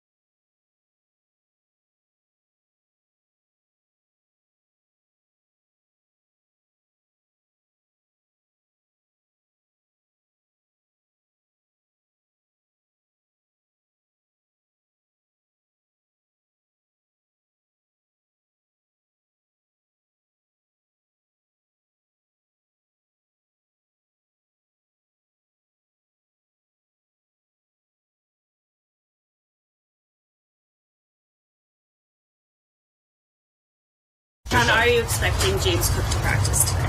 Yes. Is that have you had conversations with him? What's led to him being out there today? Well, everything for any player is, I expect every player to practice every day. That remains to be seen whether or not he's going to be here or not, but I'm hopeful he will at some point here. Has he been in the building all week? Yes. Yeah. Has he participated in walkthroughs? Yes. All right. We're about to get too far into this. If it's possible to get farther even further into this. So Sean McDermott today, when asked, do you expect James Cook to practice today? Yes. Oh, we all kind of jolt awake. Oh, is that based on conversations you've had with him? Well, I expect every player to practice. Okay. Right. That's walking it back to a degree. That's just clarification. And I said to Joe and the guys, when we asked him yesterday, what did he say? How did we ask it yesterday? Right. And the way that I asked it was, anything new? Do you expect him to practice? He said no. So yesterday, do you expect him was a no. And then nothing has changed. Today, expect him is yes. Is that based on conversations? Well, I expect every player to practice. That remains to be seen. And then he's around the team. He's in the buildings. He's through walkthroughs. Right. So there's a couple scenarios here. McDermott just, number one, decided to say, yes, I expect every player to practice, something he did not do yesterday. 2, yesterday he knew he wouldn't practice, so he didn't expect it. Today he doesn't know, so he says yes. 3, he's been told he might practice, but they're not actually out there yet, so he does expect him to practice, but he can't say that he – no, I've lost myself. I've already lost myself. He can't – if he says he's going to practice and then he doesn't practice. Right, but why would he say – But even saying I expect him to practice, and then if he doesn't show up, it's, well, what happened there? But you do leave yourself the out of, well, I expect everyone to practice. Basically, and I didn't know. I said he does say after that he doesn't really know if he's going to be out there. Right, which I'm going to switch to a little sub-conversation, which means either he's not in communication with Cook on this conversation at all and does not know, right? I have no idea. I haven't talked to him because the question is, like, based on conversations, and he does not know, and he's got a lot of other stuff going on, and he does not know. Or he does know and thinks that he will. Or he's decided to change his tone. I don't know. It was just kind of a little bit of an odd moment to say yes when the same question yesterday was no. Right. Like, again, if – right, because he very well easily could have just said to that question, do you expect James Cook to practice today? I expect all our players to practice. Right, and he could have said something like that. And one thing about this that just naturally happens, people are live tweeting out the quotes.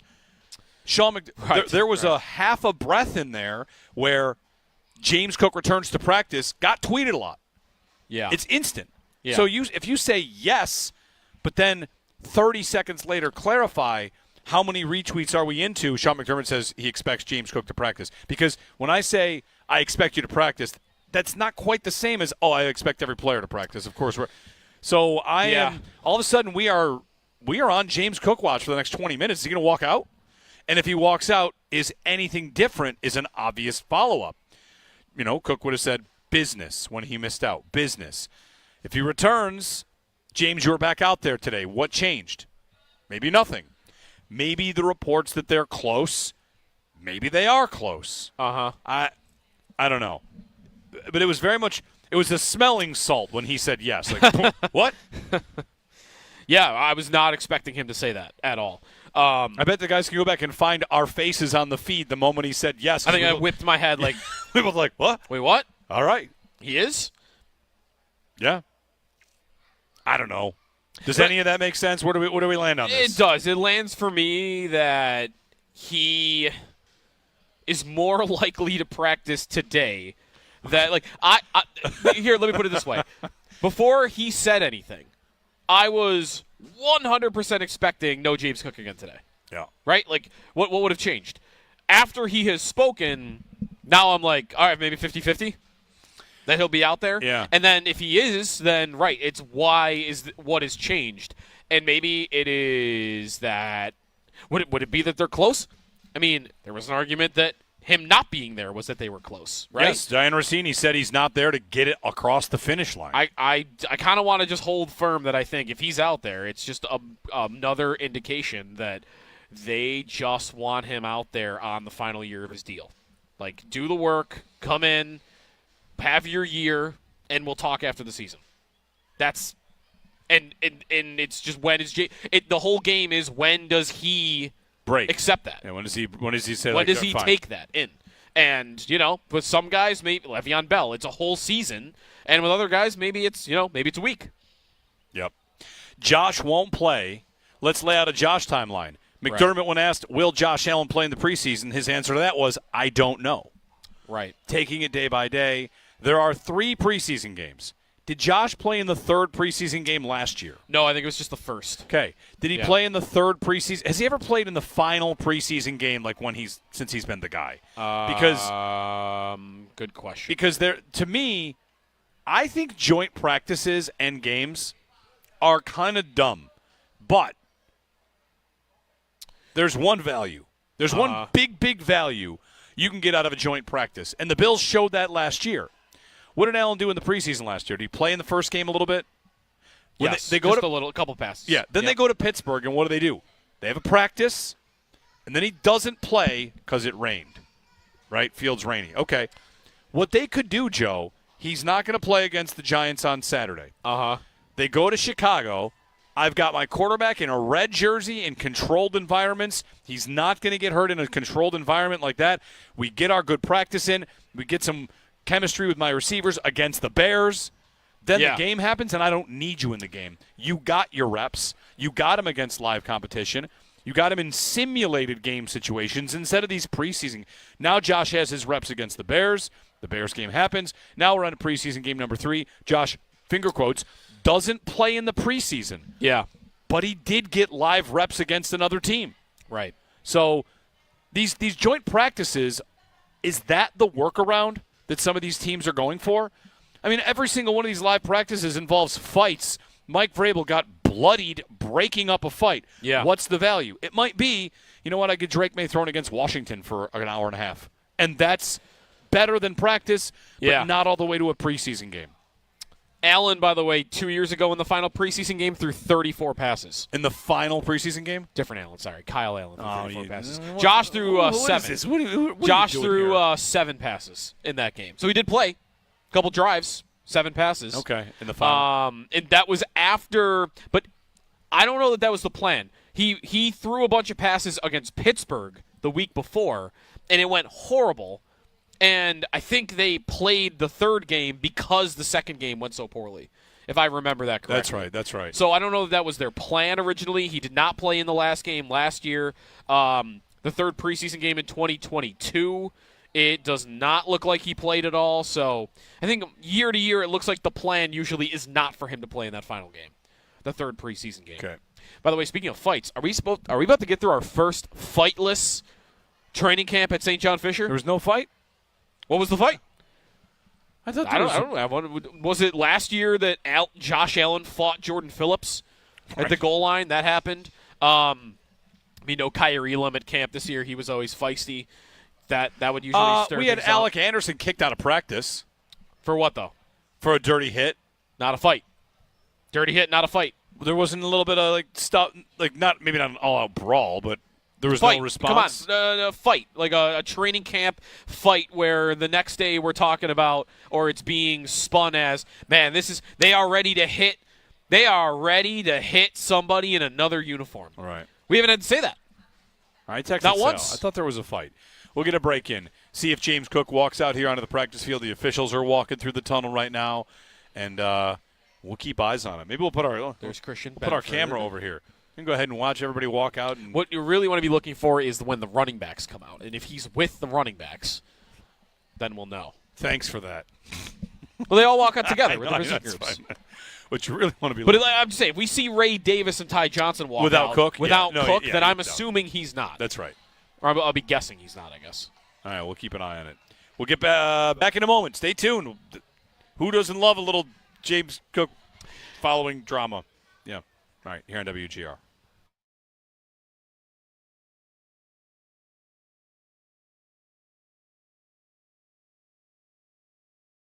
We'll see where Cook gets to. I don't know if I'm surprised. I can't decide if I'm surprised yet. The day one of the holdout, day 2 of the holdout, it was Diana Rossini and everybody. Oh, that's close. It's not that far. Rossini yesterday or the day before, this is to get it across the finish line. Then there's an off day. He's still out again today. Then camp's going to end. And once camp ends, that's when the spotlight kind of goes away a little bit for him. Maybe a little bit. I don't know how does it end if they don't pay him though? Because I don't believe that it'll go into the season. What if it does though? I think they'll tell you right now it's not really that big a distraction. Guys trying to get paid. It's training camp. Yep. He is here. Is he doing meetings? Is he just not practicing? Is he in the meeting room? Is he with the running back coach? It's a great question to find out how much he is missing while also being here. Because if he's missing everything, he's got to be bored. Right, because bored. I can Wouldn't understand. You be so bored? You hear? I mean, there's Settlers of Catan, I guess. Are you expecting James Cook to practice today? Yes. Is that have you had conversations with him? What's led to him being out there today? Well, everything for any player is I expect every player to practice every Regarding the stadium and the rest of it, we always talk about the structure, the landscape, the lots. I have a buddy that asked me, parking, like when will parking plans, when will that kind of be figured out? Is that already figured out? And like how that's all going to work regarding the stadium and where to park and egress? Are there plans for that to be a little better? Understanding that you're also going to have another stadium coming down and it's been busy for the last couple of years. I would say for the most part it's figured out. We just haven't really announced anything yet because we've been working through this PSL process and making sure. I think it's going to be better. There's a number of different entry points, the way it's set up, the way that they're going to handle Abbott kind of moving forward. I think we're hopeful because that's the process, right? It's not just about the game. It's when you leave your house and what it takes to get there and what are your plans for tailgating and what's it like when you walk into the building and how is it on exit. So, obviously we've had a lot of experience in the old building and we've seen how that worked. It's been a little challenging because there's been some closures. So it's probably been a little bit worse than it has been when it all opens up. And then even as we move forward, when the old stadium comes down in March of 27, then it should get even a little bit better. But, yeah, we feel like we're in a good place there. We haven't rolled anything out yet, but that's definitely something we've been working on.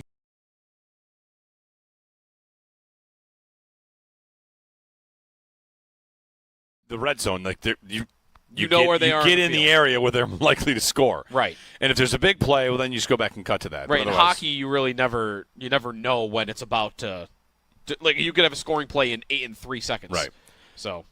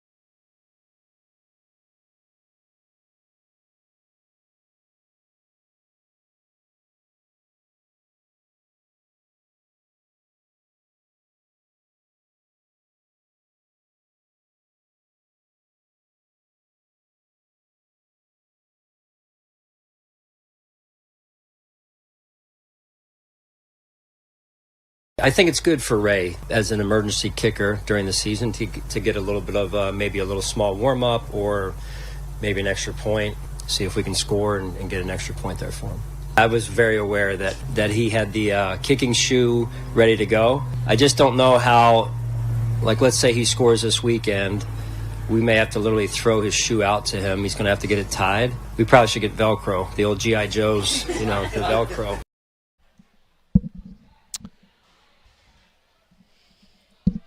Bills head coach Sean McDermott. So, players are arriving for practice.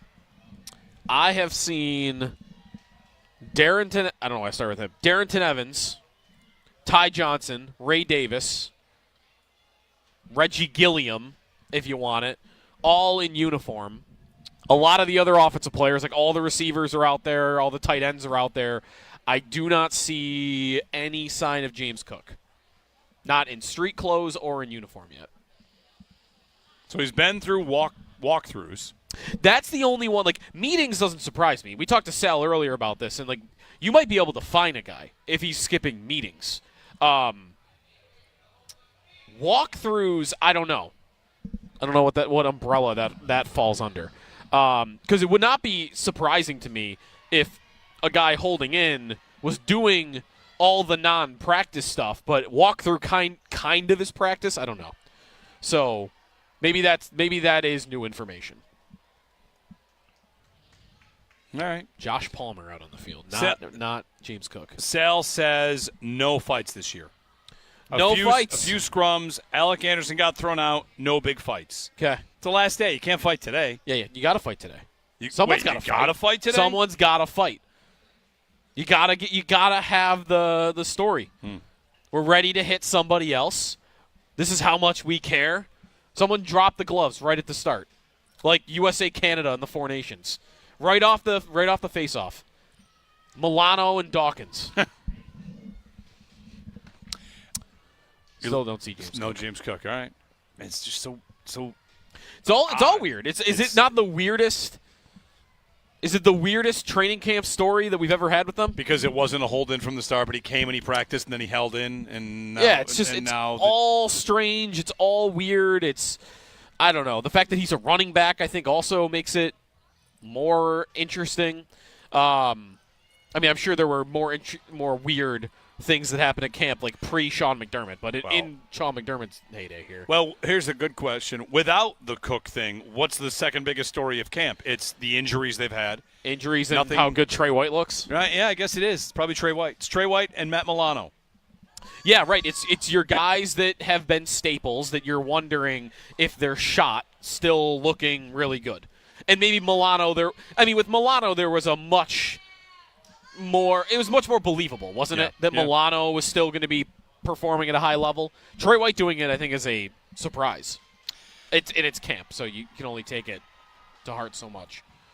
803-0550 and 1-888-550-2550 to join us.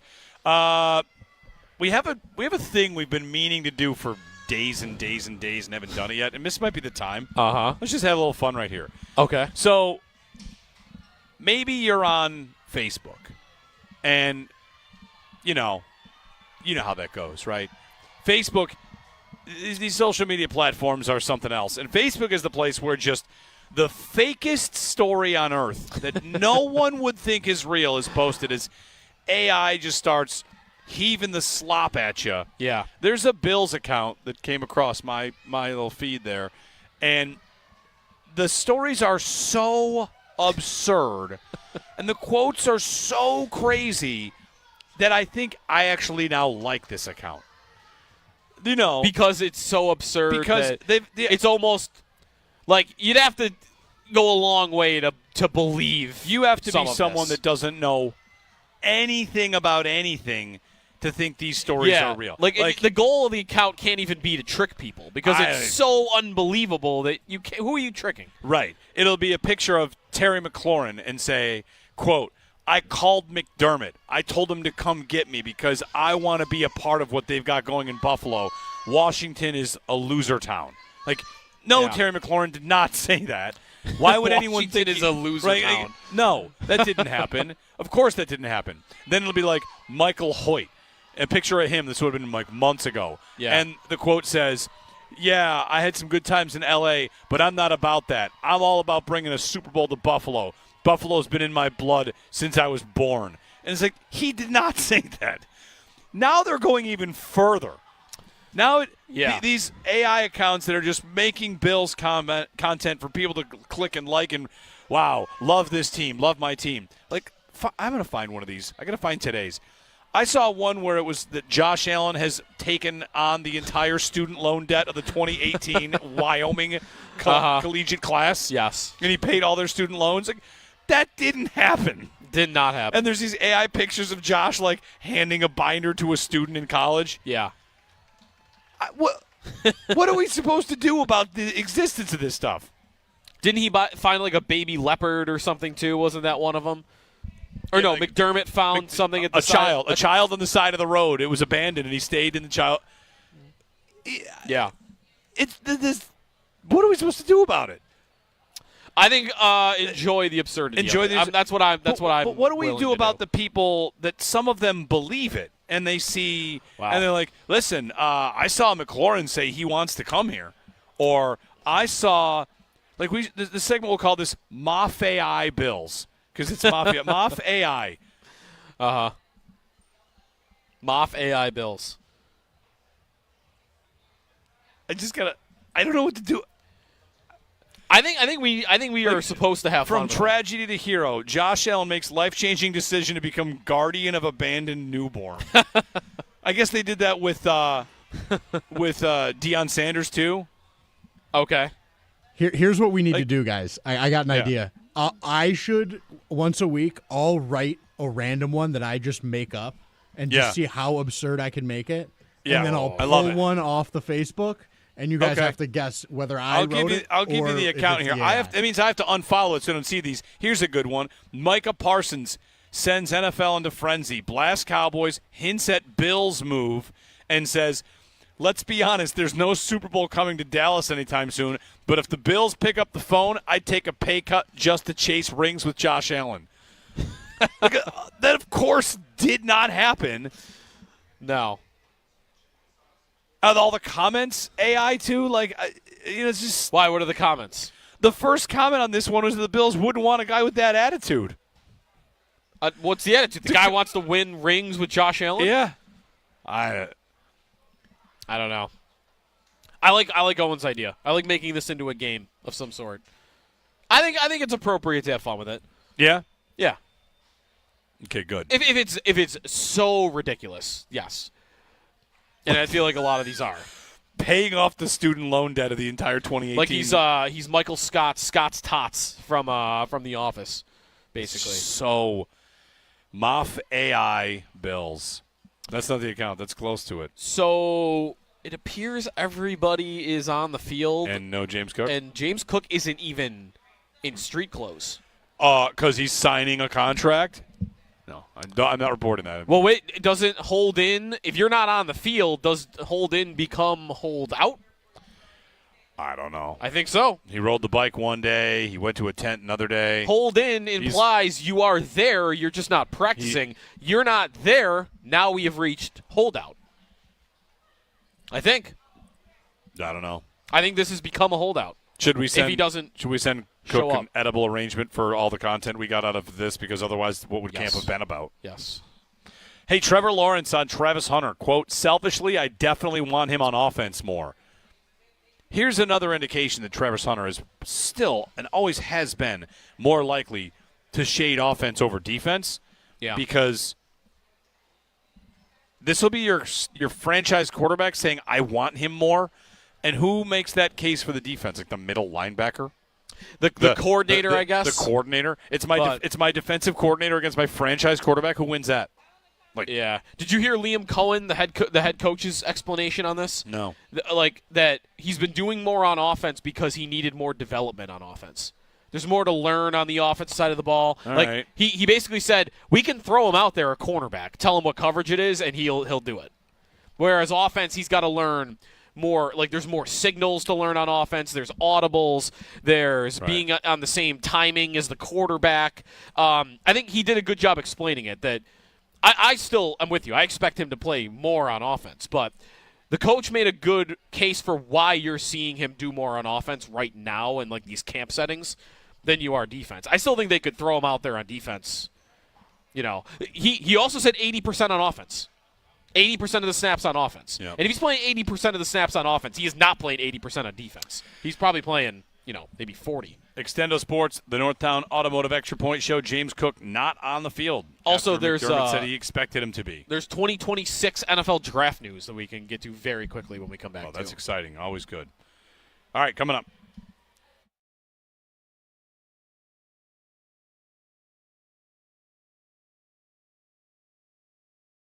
NFL Red Zone is going to ESPN, and there's a lot of chatter that the ESPN basically purchased the Red Zone name. Yes, they're licensing it. Yes. Yes, someone sent yesterday, I was like, I wonder who's going to host it, and someone said it's still going to be Scott Hansen because it's the same production. They're just licensing it to air it on ESPN. But now the thought is that they will do multiple Red Zones. Like they'll do one that is the SEC. Yeah. The SEC Red Zone, which I read an article that they actually had that before. It might have been called Goal Line or something. They had a show that was just whipping around college football, giving you all the touchdowns, and they just kind of shelved it. And then Red Zone exploded because of how popular, football is in the NFL. So you might see Red Zone in other spots. Doesn't the NHL have a show kind of like this? They tried. ESPN tried last year. They called it NHL Power Play or something. Yeah. It was that night when they had all the teams playing. They did something like that. Yeah. But now they might do the same thing, just call it NHL Red Zone, I guess. But football it would work best for. Yes. And this is not ESPN. The best non-NFL Red Zone show that I've ever seen is definitely Gold Zone with the Olympics. Okay. Olympics is great. Soccer usually, right? There's Galazzo with the Champions League is good too. Mm-hmm. But I think college football, I guess it did exist, you're saying, and I don't remember it. But if I could include that in one sport that doesn't have it right now, I think college football would definitely be my pick. The NHL is not enough games every night. And what do you do? Well, and how do you decide when to go to a game? Do you go when they're on the power play? Is that what you would do? That's what makes football so good is that the Red Zone, you know get, where they you are. get in in the area where they're likely to score. Right. And if there's a big play, well, then you just go back and cut to that. Right. In hockey, you really never know when it's about to you could have a scoring play in 3 seconds. Right. So.